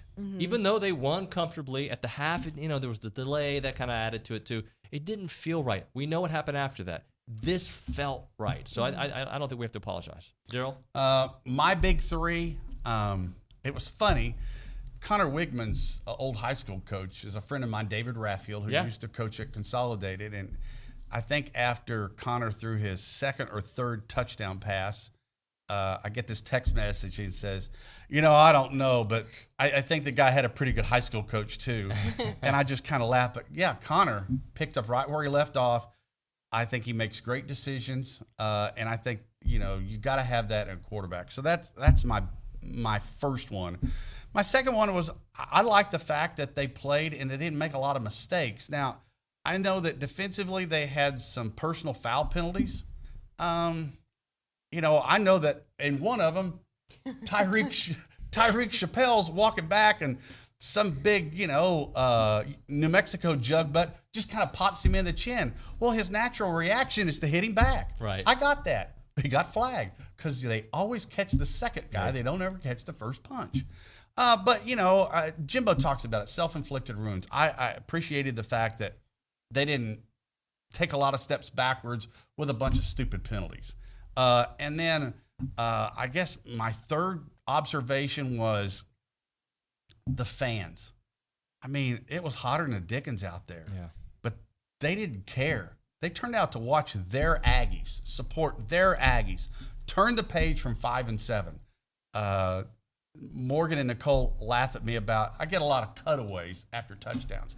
And there's this guy with this cowboy hat, and he's waving it at me. And I just I said, man, that breeze feels good, but the sweat that's coming out of your sweat brim, I said, that's kind of disgusting. He just kind of laughed. He goes, I didn't think about that. But the fact that the fans showed up and the way that they supported and, they got behind that team. And, I believe in the spirit of the 12th man. That Alabama game a couple of years ago, I think they willed that team to win. So those are kind of my 3. I love the offensive line being able to give them protection. I'm worried about their defense and Miami's running game because I think it's pretty good. Well, hopefully they can suffocate them. I wanted to bring this point up before. So I gave him 5. You can give me 5 12 on the cable. Yeah, but we'll say it's 3. We're on Channel 5, right? Yeah. So in some places. So let's do this. You look at what A&M has done the last 2 games, and last season, this season, they looked great against LSU. They looked great against New Mexico, a team that they should look great against. And then you look at LSU, the team that won the SEC West. They've been blown out. They got beat down by the Aggies. They got beat down by Georgia, right? And now they got beat down by Florida State. 3 of their last 4 games. They look fantastic. They do. They're so legit. And Bama looked pretty good as expected, but but the West seems open. Take care of business this week against Miami and get a little breather and get ready for SEC play. I heard from some old Aggie baseball players, and they said, man, I love it when the Swamp Kitties get beat. So, I mean, I can see David's got a little ag in him bleeding out there. I mean, A&M fans love to see LSU get beat. Yeah. But you love to see Texas get beat more, I know, right? Oh, 1,000%. I kind of wanted LSU to win, so that game, and I still want them to have a good season, so when A&M goes to Baton Rouge and wins for the first time since the 90s, it stings even more. Yeah. I want Texas to lose every game by 50. I don't care who they're playing. Prairie View, Clemson, doesn't matter. I want them to lose by 50. If the Aggies win and the Horns lose, it is a great football weekend in the Nuño house, isn't it? Well, my wife's a Longhorn, but yes, she roots for the Aggies, so she has to. She's outnumbered, sorry. My wife is an Aggie, so yeah, it's a great day in our house. Thank you all. Appreciate you. Thank you. All right, when we come back on TexAgs Radio, we're going to keep it real with Jordan Pugh. That and more. We'll see you here in about 3 minutes. Man, Tuesdays are busy and they're good. TexAgs Radio, presented by David Gardner's Jewelers here in the Rollo Insurance Studio. It's time to keep it real with Jordan Pugh here on the program. For a couple years, we've been doing it. We're going to kind of switch it up a little bit because, he's got some straight facts for us. But before we do that, Jordan, how are you, buddy? Man, I'm doing good. How you doing? I'm good. So you were pretty loud harping about the offense last year. So here we are. I'm going to let you be loud. What'd you think? First impressions. Look good. So let's go back to what we talked about last week. Last week, we talked about the offensive line dominating. We talked about opening up the offense. We talked about Connor being the guy, right? So the one thing that I think that was shown was Connor is the guy. You saw the poise in the pocket. You saw the full command of the offense. You saw I think you saw a snippet of what his full ability can be, right? So you saw the downfield throws, the downfield threats. You saw his feet in action when the pocket broke down. But most importantly, you saw him just lead the offense on sustained drives. That's the biggest thing that you wanted to see. So, I also say that we need to have at least 24 by halftime. They upped me by one score and they had 35, right? That's what you want to see. If we're the superior team, we need to dominate the inferior team. That's what you saw. I think that's a good momentum builder going into the Miami game. Yeah, I thought Jimbo had better control of the team or the operations overall. He had that burden of calling the plays off his plate. It looked more fluid. It looked more seamless this go around, man. So I think that's encouraging for the team. And I'm really encouraged by what the offense did overall, man. I thought they were dominant. I thought they had explosive plays. Everything that we wanted to see last year came to fruition this year. Well, I got to talk about that wide receiver room, especially Big Noah Thomas, man, and Evan. Like I feel like every time I mention Noah, I got to mention Evan, but the whole group, man. Yep. Well, we said it a couple of weeks ago too. I think we have the most underrated receiver room in the country. I think we have one of the top receiver rooms in the country. So you look at Stewart, 115 yards receiving, something like that, over 100, 2 touchdowns. You look at Noah, every time you turn around, it looked like he was scoring a touchdown. You know what I mean? Big body. He reminds me of Mike, a lot of Mike Evans. Same kind of body type, can go attack the ball in the air. Moose hardly touched the ball. Anais hardly touched the ball. I mean, you're looking at two of the most dynamic guys we have in the receiver room, and they hardly touched the ball. And when they did, they were dynamic with it. The biggest thing with this team was we wanted to see them score a lot of points, dominate, of course, but it was just the operation and the systems of the offense. It looked smooth. It looked like a team that had 4- and 5-star players. That's what it looked like. And so that is encouraging, man. If there's anything to be encouraged about, is that. It was a seamless operation. Talking to Jordan Pugh here on TexAgs Radio. I got to ask you about the defense because people will point at that one drive and really that one big run. But other than that, I mean, they did what they were supposed to do. It looked good. The front, we talked about dominating on both lines of scrimmage. I thought the front made their presence felt. Walter Nolan was dominant. I think Shamar Stewart made his case. Overall, man, I think that they did what they needed to do defensively. It was nothing that we didn't expect. I think the jury's still out, not in the secondary, but at the corner position. I still want to see more. I think this Miami game is going to tell us more. You got better athletes, better competition at that wideout spot. But overall, defensively, I think less than 250 yards total offense, if I'm not mistaken, less than 100 yards rushing. You can win a whole lot of games with that type of performance on defense. I also thought the offense helped the defense. When you play defense, you know that your offense can put up points. You know that your offense can sustain drives. You know that you have the new clock rule where games are shortened. Man, it does something to a defense and allows you to play more free. You know what I mean? It allows you to take more risk. It allows you to be more aggressive, knowing that your offense can put points up and they can do it consistently. So I think that played a part in the defense as well. I just think this team is very confident. I like a lot of the words that they said. I like how they said they have to prove something this year. They played with a certain type of determination, and that excites me moving forward. Talking to Jordan Pugh here, TexAgs Radio. Miami, you said earlier, there's a guy on our chat talking about Go Canes, which he should hear this. You talked about being able to take care of business against an inferior opponent. I don't look at Miami as an inferior opponent per se, because I still think of them as the U. That being said, A&M's got more 5-stars, more 4-stars. They've got a coach who's been there longer. A&M is going on the road, but I don't think that's a hostile environment, at least in the stadium. Your thoughts on going to Miami? This should be a game that we should win, just point blank, period. I think overall we have a better team. I think the coaching is pretty even as far as just when it comes to a coaching staff. They have a good staff over there at Miami. I just don't know if they have the players yet. I don't think overall they have the players, nor do they have the depth. I think offensively, we have a mismatch when it comes to our offensive line and their defensive line. I think our skilled players, player for player, are better overall on the offensive from an offensive standpoint. Defensively, I think our front is going to be the strength of our team all year. I think our front is superior to their offensive line. I think where our weaknesses show, where we talk about the secondary, we talk about the linebacker position, that's where you want to see the growth from week 1 to week 2. I think that's going to be the key with us moving forward, is how do we handle the pass game? How do we handle any type of adversity on big plays? Because there will be big plays in this game that Miami will present, because Miami improved as well. Offensively, you just want to keep the consistency. I love the mixing up in the play calling. I love the rhythm of the play calling. I love all those different operations that we had. So I think, man, this game should be one that we should win. I think we should win it handily, but also you're going on the road for the first time. I thought week 1, you saw the maturity in the team. Week 1, I need to see the growth in week 1 now as we go on the road. So I think that's going to be a test for us too. Well, here's the thing, and I really do believe how the defensive line does in this game, to me, determines if it's a close game or a game where A&M gets a significant lead, because I feel like the offense is going to be able to move on anybody. That's just where I feel that they are right now. You got the QB, you got the system, you got the wide receivers, right? I want to see more from the running game. But if you stop their running game and force Tyler Van Dyke to throw, who's, by the way, he can throw the ball. Like, there's no doubt about it. I feel like that's going to be the difference in the game. Oh, of course. Yeah, I think, well, it was like I touched on earlier, our D-line is superior. If we're looking at matchups, I think our D-line is superior to their offensive line. That controls the game. As everyone knows in football, the line of scrimmage is where you win or lose football games, right?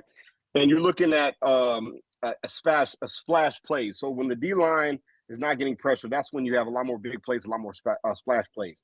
I just think overall we handle the run. We force them into predictable downs, longer second down and distances, longer third down distances. I think you make it more predictable for the defense. It allows them to mix and match, allows them to bring zone dogs, different pressures. And I think we can control the tempo of what they do offensively. So the D-line is the key moving forward. And I really want to see their growth moving into week 2.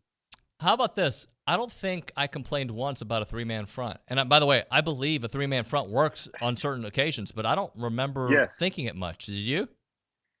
No, look, the 3-man front works when everything is clicking on all cylinders. Now, I love 3-man front on 3rd down, 3rd and 10. I like that because you got more DBs on the field, right? Now, 1st down, 1st and 10, 50-50 rundown, 60-40 rundown. Hey, man, can we get a little more beef up front? You know what I mean? Right. The one thing that you want to do is you want to put the play callers behind the chains, or you want to make them go down their list on their play call sheet on that 2nd and 3rd down. On the 1st down, if you're giving up 5-6 yards, man, you're looking at 2nd and short, 3rd and short. Shoot, man, the playbook's open. If I can create longer down and distances on 2nd and 3rd, man, defenses, boy, we live in that, right? Now the creativity, now the pressures come, now the mixing and matching comes. So, man, there's nothing wrong with that 3 front, but please, let's not get too happy in that. Let's live in the 4. We were successful. Keep that moving. Yeah, no doubt about it. So we're going to try something new here because Jordan loves to spit straight facts and fire. So we're going to give him 7 facts. He's going to give us facts about the team, the season, college football, you name it, and he's going to back it up with some of his awesome takes. So, Jordan, what's your first fact? My first fact is Conor Wegman is a dude. It's something that we believed. I think a lot of the fan bases believed all along. You saw the maturation factor come in with him. In this game, you saw him take command. You saw him take control. He had over 200-plus yards passing, I think, on less than 30 attempts. The completion percentage was high. You saw the guys dominate on the outside. I think another fact, our receiving core has got to be top 5, if not top 3 in the country. I know people got on me the first time I said it, but when you look at what we have on the outside, with the Anna Stewarts, the Noah Thomases, the Moose Muhammad's, the Anais Smith, I'm telling you, man, if we get this thing going and it gets churning and you allow Petrino to really take hold of this offense, the receiving core is going to be our shining spot. Now, with that being said, here's the one thing that I will say, and I think this is a fact as of today, as of week 1. Our run game has to get better. I don't think we have a bell cow yet. I don't think we have that guy at running back yet. I don't know if we identified that. When you're rotating 3 guys in, that tells me you don't have a guy that you can count on. When you look at A-Chain, you look at what he did last year. You look at Spiller with his time. You had certain guys that you can lean on during a game. So you can lean on those guys heavy.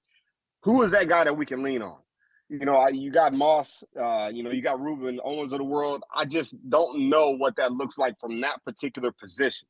I think if our offensive line continues to sustain, we can find a guy, but we got to be able to improve that if we're going to make this long run that we want to make from that standpoint. Hey, let me jump in there real quick on that fact, if you don't mind, Jordan. Yep. How much of that was, and I, by the way, I agree with you, but how much of that was the way New Mexico was playing you?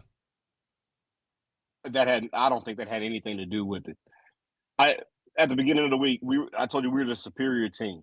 So I think you can impose your will at any point. I just don't know. Well, let me say it this way, because that's a good question that you asked. I think it's 2 things. I think one, we wanted to open up the offense. We wanted to see, we wanted to create a threat and put certain plays on film moving forward. I think that's a lot of what offenses do in week 1. A lot of offenses either show a lot or they don't show a lot. Either way, it's all strategic moving down as the schedule goes.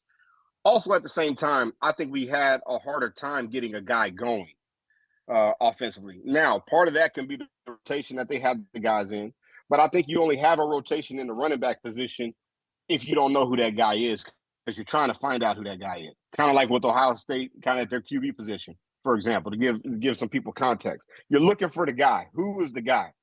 I think it's Ruben Owens long term. I think it's him. But as of today, who is my bell cow? Who is my guy I can lean on? I can put my weight on that defense. We don't have that as of today. That could change on Saturday. For all we know, we could have that guy. So that's one of those things, man. I just think if we had to choose a weakness on the offense today, based off what we saw week 1, it's that running back position. That's the one thing that I think would be our weakness moving forward in the year. All right, what's the next fact? Next fact, man. Well, you're killing me with these facts, man. I'm trying to give them to you. I think our D-line, could be a dominant presence in the SEC. That's what I think. I'm not 100% sold yet, but I think they could be a dominant presence. So, beginning of the year, I said I'm not a believer in LSU. I think LSU kind of proved me right a little bit. Florida State dominated them on the front. Alabama, I'm still up in there on Alabama. I think Alabama absolutely destroys Texas this week. I just got a gut feeling. I'm not sold on Texas. Georgia, slow start, not a lot. UT Martin, can't really tell too much from that. All right, so we look at the Arkansas of the world. We look at the Mississippi schools. There's really not a lot to tell. Like I said before, I think this is the year that we can take over the SEC West. I think it starts with our line play. Shamar Stewart, the Walter Nolans, McKinley Jacksons of the world. I think we have the pieces in place in order to be dominant. Week 1 to week 2, what I would like to see more of, I would like to see Miami held under 100 yards. If we can hold Miami under 100 yards total rushing, now I think you're seeing the progression of what the D-line can be. Now we're getting our rotation in. We're too deep. You don't recruit 4- and 5-star guys consistently year over year, top 5 recruiting classes year over year, and it doesn't finally pay off. I think this year you're starting to see a little bit more. I think the D-line could be like our receiver position and can end up being one of the top guys, or top groups in the country. But they're still young. It's still a man position down on that line, but I think they can grow into that. That's what I think. Jordan Pugh with us here on TexAgs Radio. Any other facts you want to spit, or we drop it there? I think we drop it there, man. I think based off everything that I saw off week 1, those are the facts that I can give you. Now week 2, I have a whole lot more because now we're playing a team that's going to expose us a little bit more. You know what I mean? Expose either good or bad. But I think as of today, man, that's just where we stand from a team standpoint overall. So let me follow that up with this. So if Miami is the caliber of team that I think they can be, right, and A&M does go there and takes care of real business, right, and I don't care how they've lost 6 straight on the road, right? I don't care real road games. Yeah. I don't care how they do it. But if they take care of real business, does that kind of change you from I think they can be this team to they are going to be this team? Or do we got to wait more? That's a good question. Okay. I think it does. I think it's still, I think they can be this. All right, so let's use the Coach Prime example, okay? Everybody's hype on Colorado right now. Everybody's talking about Colorado. They own the week right now, right? Now, with that being said, it's one game, okay? What I saw in that game is a team that gave up 42 points to TCU. What I saw was a team that almost gave up 700 yards to TCU. That I don't know how sustainable that is. What you look for from week 1 to week 2 to week 3, you look for consistency. Jimbo talks about it all the time, but you look for a certain sustained play. I think we go into the Miami game, we do what we are supposed to do, and if we do that, I think we dominate the game. But now you're looking for that consistency and that sustainability. That's where you're trending in the right direction. The one thing that you want every single year is you want to be trending upward to where you peak. You peak when it's time to peak, whether that's towards the end of the season, moving into conference championship play / bowl game, whatever that is, you want to peak towards the end of that year. And that's what I'm looking more so for this team. Remember, we're still young, but we showed maturity in week 1. I want the maturity to translate to the road in week 2. That's what I'm looking for with this team. And that's going to be the tale for me moving forward with this season. What does that look like on the road in week 2? Jordan, I got a question that came in on the text line for you. I'll just read it to you, and it's from Old Ag from the 903. Question for Coach Pugh. How much is finding a bell cow running back versus the run blocking needing to get a little bit better? Oh, they go hand in hand. You're nothing without the blocking. The O-line is everything when it comes to the run game. Now, if you have a bell cow, you have a guy who can find certain holes, who can manipulate blocks, and who can help the O-line block, i.e. kind of like a LaDainian Tomlinson back in the day. A lot of the zone scheme set up the blocks for him. That helps a lot as well. But I think you solidify that O-line, and then you find that guy who can lean on teams, right? Who can be explosive, but who can get those tough 3 to 4 yard runs as well. Those two go hand in hand, but that O-line, no matter what happens in the game of football, that's the most important play. Jordan, I appreciate you, sir. We'll talk to you next week, all right? Man, let's do it. Let's do it. Thank you. Let's keeping it real with Jordan Pugh. Straight facts and fire. All right. By the way, if he were to tackle you, all right, let's just say he tackled you because you were playing a family football game, right? And Jordan's, NFL guy, A&M legend, and he tackles you, and you have to go to the emergency room. Hello, that would not be fun, but you go to Caprock to make you feel a little bit better. That's what they do. They take care of their patients. They want to make you feel better immediately. That is their sole purpose, is to make you feel better. They've been doing it here in the Brazos Valley for a long time. You can experience the difference with Caprock Health Systems, patient-centered revolution in care. 100% locally owned and operated, putting the patient first in every decision that they make, and their sole purpose, as I said, is to make you feel better. They have highly personalized emergency care when you go there. Their patients are going to benefit from a very unique one-on-one experience. So if you have to be there a little bit longer than you want to be, It's all right. They're going to make you feel welcome, to make you feel better, and they're going to manage every element of your visit with a very low patient-to-doctor-nurse ratio, which means their medical team gets to know you and your individual needs. They want you to get out of there feeling like yourself. 2 convenient, state-of-the-art facilities designed for patient healing and family friendliness. You got Caprock Hospital in Bryan and Caprock 24-hour emergency center in College Station. They both have 0 wait time for emergency care, so you'll never have to sit in a crowded waiting room. Go check it out at Caprock Hospital in Bryan and Caprock 24-hour emergency center in College Station. TexAgs Radio, presented by David Gardner's Jewelers, 911 University Drive East in College Station. They've got Rolexes. They got it all out there. The ideal gift for any David Yurman collector. Signature bracelet maybe to add to her stack. Shop online at davidgardnersjewelers.com. All right, let's continue the dialogue. We haven't talked to Shireen Williams in a minute, but let's get her on the show. Pro Football Talk, Aggie Hall of Famer, you name it. Shireen, good morning. How are you? Well, my Aggies won big on Saturday. My Astros won big last night. So ask me again in about 12 hours. It could change after Astros and Rangers play again tonight. Well, yeah, by the way, the Astros really need the Rangers, didn't they, after that Yankee series? They came at the right time. Yeah, sure did. They're playing well on the road. They got to figure out how to win at home if they want to win this division, but hopefully they figure that out. All right, let's get to Aggie football. What did you think of Saturday? The presentation, the flow, the offense, the defense, the whole thing. Yeah, it was so fun. I mean, I think I've talked on here several times about how slow Jimbo Fisher's team have started out of the gate. And I'm not only talking about the Appalachian State game, but think about the Colorado game. Think about some of those other games they played against nobodies, and they just came out and stunk it up, frankly. They weren't ready to play. A lot of penalties, a lot of turnovers, just didn't look in sync. And it was completely out. It's exactly what you want to see in the first game against a team like that. Exactly.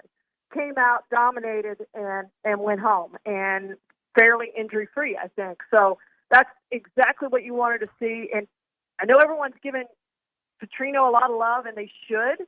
I'm going to give Jimbo Fisher a lot of love for hiring Petrino because – that was big on him to turn, and maybe he didn't have a choice to do that. Whether he did or didn't, to me, is irrelevant. He could have hired somebody else.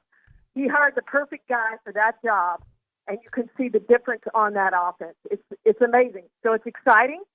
Got to win Saturday, this game. Got to win Saturday. I see Miami's already talking trash down there. So win Saturday, and you're looking pretty good. Well, I think the difference is look, this game is going to be tough because it's on the road. It's Miami. They've got 5 stars. They've got 4 stars. But I feel like the Connor difference, right? When you got QB1 that you are sold on, you go into any road environment thinking, we got a chance here. Well, and I don't think Connor has gotten enough love nationally for what he did on Saturday. A&M had as many points, think about this, as many points in the first half of that game as they had in any game last season, an entire game. I mean, that's how much better they were on offense. And you're right, it's not only the play caller, and I thought he was a big part of that, but it's also the quarterback. And when you have a quarterback, you have a chance. I don't want to hex the guy, but he hasn't thrown an interception yet in any of his starts, and that's been huge. When you don't turn the ball over, you're efficient, you hit the long passes, all of those things, you're going to be tough to beat. And I just think the way they played, regardless of who the opponent was, because we've seen them struggle against this type of opponent. Regardless of who the opponent was, they did what they were supposed to do. They showed explosiveness on offense. They showed they can run out the clock on offense. Now, I do want to see more from the running game. It looks like to me they're still trying to figure out the running back rotation, who maybe RB1 is. I want to see a little more out of that running game, especially late when you're trying to run out the clock on somebody. But I think they were trying to figure those things out in that game. That's what it looked like to me based on the number of carries, the rotation of running backs, and all those sort of things. But you're right. When you have the QB1, you have a chance in every single game. It doesn't matter who you play. We saw it last night with Duke. The better quarterback won that game last night. Shireen, how big of a test do you look at Miami? I mean, obviously we know it's a test, but how big of a test this early in the season? Yeah, I think it's a huge test, and I peg this as one of their biggest games of the season because you don't want to, even though it's Miami and not Appalachian State, you don't want to lose this game. This is a game you should win. You're favored to win. It's going to be hot, a different kind of hot probably than in College Station. It's going to be maybe not noisy, and Miami doesn't have huge crowds, but it is their home field advantage. They're going to have the home field advantage. So you're on the road, all those things, first road test, first, all of that comes into play. So I do think this is a really good test for this team, and if they pass this test, I'm going to feel really good about where they are with a chance to go into that Alabama game undefeated. And I know we're getting way ahead of things there, but that's the type of thing. If they go out and do what they're supposed to do on Saturday, I think that's what you start looking at and thinking about. And we talked a lot about the offense, but I was excited by the defense. Walter Nolan, man, he's picked it up another notch, and I think that's really going to help this defense. Talking to Shireen Williams here on TexAgs Radio, presented by David Gardner's Jewelers. I want to read a tweet that you had because I think this is an interesting point. You tweeted, "I don't know why people are surprised that teams with a lot of transfers succeeding. Why wouldn't you want a known over an unknown? You have no idea how good a 5-star player is going to be in college. With the transfers, you have evidence, and they've experienced it already." And I think A&M's got a couple already helping out. How about Josh Saberry? Yeah. He played great. I thought he made a difference. He was fantastic, had an interception. Lockdown corner. I would like to see those corners maybe play a little tighter sometimes, so maybe they will in some big teams instead of giving some of that underneath stuff up. But for a first game with a new team, new environment, he played great, and I think you saw that he's going to be a difference maker on defense. And I do think transfers make a difference, and I do think that's the way to go. And you're seeing it a lot in baseball right now. We saw it with our own baseball team a couple of years ago that those guys already have experience. So they're not freshmen coming in trying to adapt to the college game. They already have experience. You already have a sample size. You can look and see what that player has done in college, regardless of what level it is. You have some evidence of what they can do in college. This isn't high school ball anymore. 4 stars, 5 stars, we've seen it with our own eyes. We saw it last year with our own eyes, these 5 stars just flaming out.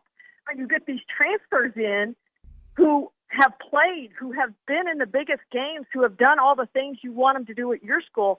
And he's a great example of that. So, yeah, I'm not surprised that Deion Sanders did what he did. Most of those guys have experience. And that's much better to me than coming in and starting a freshman. I don't care if he's a 4-star or 5-star. To me, that experience outweighs the freshman part of it any day of the week. Now, 2 years from now, that freshman, he's got experience, okay? But a freshman versus a transfer, I want the transfer right now.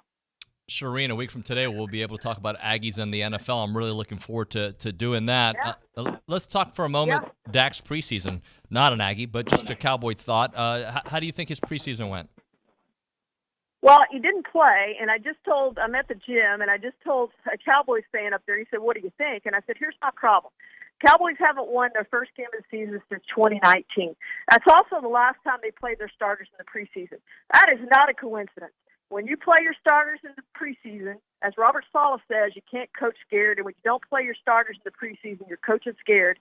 When you don't play them, you have no joint practices. This will be the Cowboys' first preseason game. This isn't the Giants' first preseason game. This is the Cowboys' first preseason game. So don't be surprised if the Cowboys go out there and stink it up and the Giants win this game. And then guess what? You got Aaron Rodgers and the Jets coming in for your first home game, and you're going to be under complete pressure to win that game. So I'm not going to be surprised if this team starts 0-2. I think they're going to be pretty good, but you can't start 0-2 and get in that huge hole. If you do, they're in trouble. They've got to come out and figure out a way to beat the Giants, and it's going to be hard, I think, because they didn't play in the preseason and they didn't do joint practices. Shireen, last thing for you. How about A-Chain? Returns back to practice. Do you think we see him this weekend? I do. I think he'll play. I don't know how much he'll play. Hurt that shoulder, but he was back in practice yesterday, so hopefully he's in there and gets a lot of carries. And people get to see what we've got to witness for a few years, especially in that LSU game and in that bowl game against North Carolina, some pretty special times for A-Chain. I think he's going to end up doing that with the Dolphins, and I just hope he starts out doing that this week. Shireen, we appreciate you. We'll talk to you next week for Aggies in the NFL. Thank you, David. Thank you. Shireen Williams there on the hotline. When we come back on TexAgs Radio, Alex Dino, love Alex. He does great work there for Locked On Canes. He covers Miami, and he is just he's plugged in, knows all the dudes out there. So we'll chit-chat a little bit with Alex Dino. But before that, let's talk about Heritage Films. That's Chance McClain's company. You know, Alex may be listening now. Many people from Miami may be listening because they want to know a little bit about A&M. Guys, your story is important, and your dad's story is important, and your mom's story is important. Your boss's story is important. That's why Heritage Films is here. They do documentary films about families. They do documentary films. I said DAC. Documentary films about family ranches, family businesses. They do it the best way. We did one for my dad. 2-hour documentary. It was just so informative. It was so cool to watch it with my kids, and they're going to be able to watch with their kids to learn his story. We're talking like Netflix-style documentaries. That's what Chance does there with Heritage Films. An amazing storyteller. He is creative. He is talented. He does it all. He started a radio station, did a Broadway musicals, done movies. He's done it all. And he's now doing these Heritage Films, which are just such a hit, especially for Aggies, because Aggies care about their story more than other schools. You ask Chance, he'll tell you, yeah, all my business when I started came from Aggies. And he is a big supporter of what we do here in College Station. So go check them out. And also they do the Year Flicks, which is like these shorter 20-minute videos, Q&As with your kids. I did one with my daughter, Annalise. It was fantastic. 20-minute questions, just kind of things that the kids want to talk about, a benchmark video, so you can see how much they've grown in that time. The website is yourheritagefilm.com, yourheritagefilm.com, 713-893-8341, 713-893-8341. All right, let's get to know the Canes a little bit. TexAgs Radio, presented by David Gardner's Jewelers, Rollo Insurance Studio. Alex Dono joining us here from Locked On Canes. What's up, Alex? How you doing, man? I'm doing so well. I just can't wait for Saturday. Thank you so much for having me. Hey, it's going to be fun. And are you going to be at the game in the press box and whatnot? Yeah, I'll be at the press box. I'll get there nice and early because it's going to be a good one. Yeah, it is. How much can we read into Miami's thrashing of Miami, Ohio? Well, I think you can read into it a lot at the line of scrimmage. I think that's an area where Miami looks vastly improved. They have basically 3 to 3.5, you could say, new starters on the offensive line. I say half because one of them, Jalen Rivers, was on the team last year, didn't start as consistently last season. He's the starting left tackle. He had a good game, but I think the big differences are going to come from the new left guard, Javion Cohen, who transferred in from Alabama, Matt Lee, the center, who transferred in from UCF. Everyone's been raving about him. He gets downfield. He's got a nasty streak in him when he blocks. And the right tackle, CeCe Maui Noah, that's going to be an interesting one because, you know, he's an absolute man-child, but he's also a true freshman. So in a matchup like this against arguably the best defensive front Miami's going to face all year, you kind of wonder how the true freshman is going to hold up starting at right tackle. The defensive line also looked very good against Miami, Ohio. As far as what you can't read as much into, Miami kept things very buttoned up in terms of the offense. You know, I noticed watching the Aggies, Bobby Petrino was not shy about attacking downfield. Miami was a little bit more shy about that because Miami, Ohio was giving them a lot of underneath stuff. They ran the ball for 250 yards. So the line of scrimmage, the tackling was also pretty strong by the Hurricanes. So those are the big things. Don't exactly know how creative they're going to get on offense or defense for that matter, but the bodies look bigger and stronger.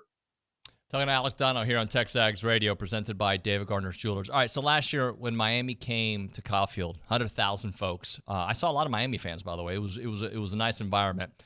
What can we expect at Hard Rock? Like, I mean, what I've been told what the crowds look like in Miami. I've grown up in my summers in Miami. I know it kind of depends on the vibe of the team. What do you expect? Yeah, Miami is the punchline of a lot of national jokes when it comes to attendance. But these are the types of games that the fans do show up for. You know, there's always a few of those spotlights on the schedule. A game like Texas A&M, every Miami fan knows how important this one is. You know, they got Clemson looked awful the other night, but Clemson at home on the schedule later this year is going to be certainly a big one. I would expect a sellout. They can pack about 68,000, something like that, into that building, Hard Rock Stadium. So it's not as big as Kyle Field, but I expect it to be full. I expect it to be loud. And the big thing is, for any Aggies fans coming down, I know that they are certainly accustomed to the heat as well in Texas, but don't expect to get any of a break from that because it has been, record highs in humidity down in Miami. So with this being a 3:30 game, get ready to sweat a lot. Yeah, we've been getting our 100-degree days here for the entire summer, so I think we're used to that. That being said, and the humidity here is pretty bad as well. Let's talk a little bit about last year. You faced an A&M team. The Canes faced an A&M team that had a different starting quarterback. That was Max Johnson in that game. You didn't see Evan Stewart, who was suspended for that game. You didn't see Noah Thomas, who became a star. We saw it happening during the spring, but he became a star this past week. It wasn't the Bobby Petrino offense. So how different does it feel playing this version of A&M's team to last year's, which was a one-score game? Completely different. And that was my big takeaway watching the Aggies against New Mexico, was just how good that passing game looked, how good the receivers looked, how much better Wegman looks. I talked with Miami's defensive coordinator, Lance Guidry, about him earlier this week on Monday. And, he was very complimentary of Wegman and said that, he moves like an ex-receiver. So it's not only his arm, it's his mobility as well. So that's going to really highlight a couple of different things that the Hurricanes have got to do to slow down Texas A&M's offense. The pass rush has to be consistent. And a big thing for me is they've got to find a way to consistently put pressure on Wegman, even when they're not blitzing. And that's, one of the things I'm cautiously optimistic about. You mentioned obviously new offensive coordinator for the Aggies, a well-respected Bobby Petrino. Hurricanes also have a new defensive coordinator. So the defense looks completely different this year. They really put an emphasis on trying to confuse opposing quarterbacks and confuse opposing offensive linemen with some creative looks at the line of scrimmage. So that's going to be important. And then, of course, the defensive secondary play. That's untested for Miami because their two starting outside corners from last year are both off to the NFL. And I don't necessarily think the two starting corners in this game are necessarily going to be the same who started against Miami, Ohio, because they have taller, longer guys who rotated in off the bench. I wonder if Devontae Brown, who's 6'2", 6'3", could start in this game. Miami has a transfer from Vanderbilt, Jadis Richard, who's in the 6'3" range. I wonder if he could start as well, because I think they're going to need more length for a matchup like this. But to me, that's one of the keys here, is trying to slow down A&M's passing game, right? Because, Miami actually looked really good against the run for what that's worth against Miami, Ohio. But I worry a little bit more in this matchup about the passing defense, because that wasn't tested a whole lot in week one. Talking to Alex Dono about the Miami Hurricanes here on TexAgs Radio. Tyler Van Dyke, he was all the hype a year ago, a little bit longer than a year ago, right? Going in as maybe this Heisman guy. Last year, didn't have his best year. Looked good this past week. How much can we read into his play? How much more comfortable is he there in Shannon Dawson's system? Yeah, they're very comfortable in the system. I'll start off with that. I think Shannon Dawson's offense is fitting like a glove for him. It gives him a lot of freedom, to check in and out of plays, which I think Tyler appreciates, and he's experienced enough to do a nice job there. So he looks efficient. I think it's going to look different, though, on Saturday, because Miami didn't have to take vertical shots, and I think that was really based on the defensive looks Miami, Ohio was giving them. Like, they were giving them everything underneath. So Miami didn't have to take deep shots. They're obviously going to have to take some this week. So that's one area. Van Dyke only threw 20 air yards or more down the field twice against Miami, Ohio. Neither of them were complete. One of those was an interception on really his only bad play of the evening. And the other one was an incompletion, but it led to a pass interference penalty. So it was a positive play. So he didn't go down the field a whole lot. I feel better about Miami's receiving core this year than I did last year, because Colby Young, who was on the team last year, but he wasn't I don't even think he played against A&M last year, because he was a new junior college transfer, and he kind of started to come on in October. He's looked really good. He was Miami's leading receiver against Miami, Ohio. They also got a transfer, Tyler Harrell from Alabama, formerly played at Louisville as well. He runs a 4.2, so he could end up being the vertical threat this year. He only had one catch the other night, but I think he's going to be relied on a lot more this week. And so for Van Dyke, the other thing that we're looking at is, he was wearing some tape on a finger on his throwing hand. So it seems he's dealing with something. I mean, whether that's just, a bruise. Some folks felt like it maybe took some zip off of his deeper throws. So we'll see how, 8 days between games can do for him fully recovering from that, because he didn't go down the field a whole lot last week. He's going to have to go down the field a whole lot more this week. I'm right. There's a new offensive line, basically, right? 3 new starters, I believe. Yeah. Yeah. What can you tell me about them? They are moving bodies is what it's been. I think the most improved area of the team, and the matchup that Miami's offensive line has against Texas A&M's defensive line. That, to me, I'm not necessarily one of those guys who just looks at the line of scrimmage during games. You know, I do tend to follow the ball, but in a matchup like this, I'm going to be looking at the line of scrimmage a lot. Javion Cohen, who's the new starter at left tackle. Sorry, I almost lost my camera there. Javion Cohen, the new starter, Jalen Rivers, the new starter at left tackle, looked good last week. Javion Cohen, the new left guard. Matt Lee, the center, looked fantastic. Offensive line was, despite being on a Mario Cristobal coach team, was a weakness last year. It looks to be a strength this year. How does does Miami feel a little disrespected, being that both teams last year were 5-7? Yes, A&M won. They got them at Kyle Field. It was a close game. But A&M is favored on the road at Miami, even though both were 5-7. A&M coming from the SEC, which is considered obviously the superior conference. ACC, though, having their fun this start of the season, 3-0 against the SEC. Yeah, I think maybe some fans feel disrespected, but I don't know. I think Miami fans had a taste of some pretty awful medicine last year with that. I mean, like you mentioned, Texas A&M was also bad last year. They did win the head-to-head between the two.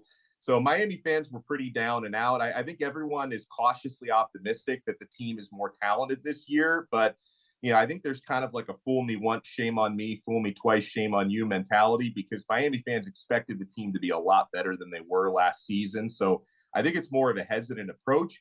As far as, being underestimated, being underdogs, I think the players and coaches love it because that's the easiest bulletin board material you can get. So if you ask any Miami player about being 4.5 point underdogs, I think they're all like, good. We want to show them what's up. And I'm sure Cristobal uses that as motivation. And obviously, this is the type of matchup, depending on who wins and what happens, it's going to take care of itself. I mean, the Aggies have been ranked.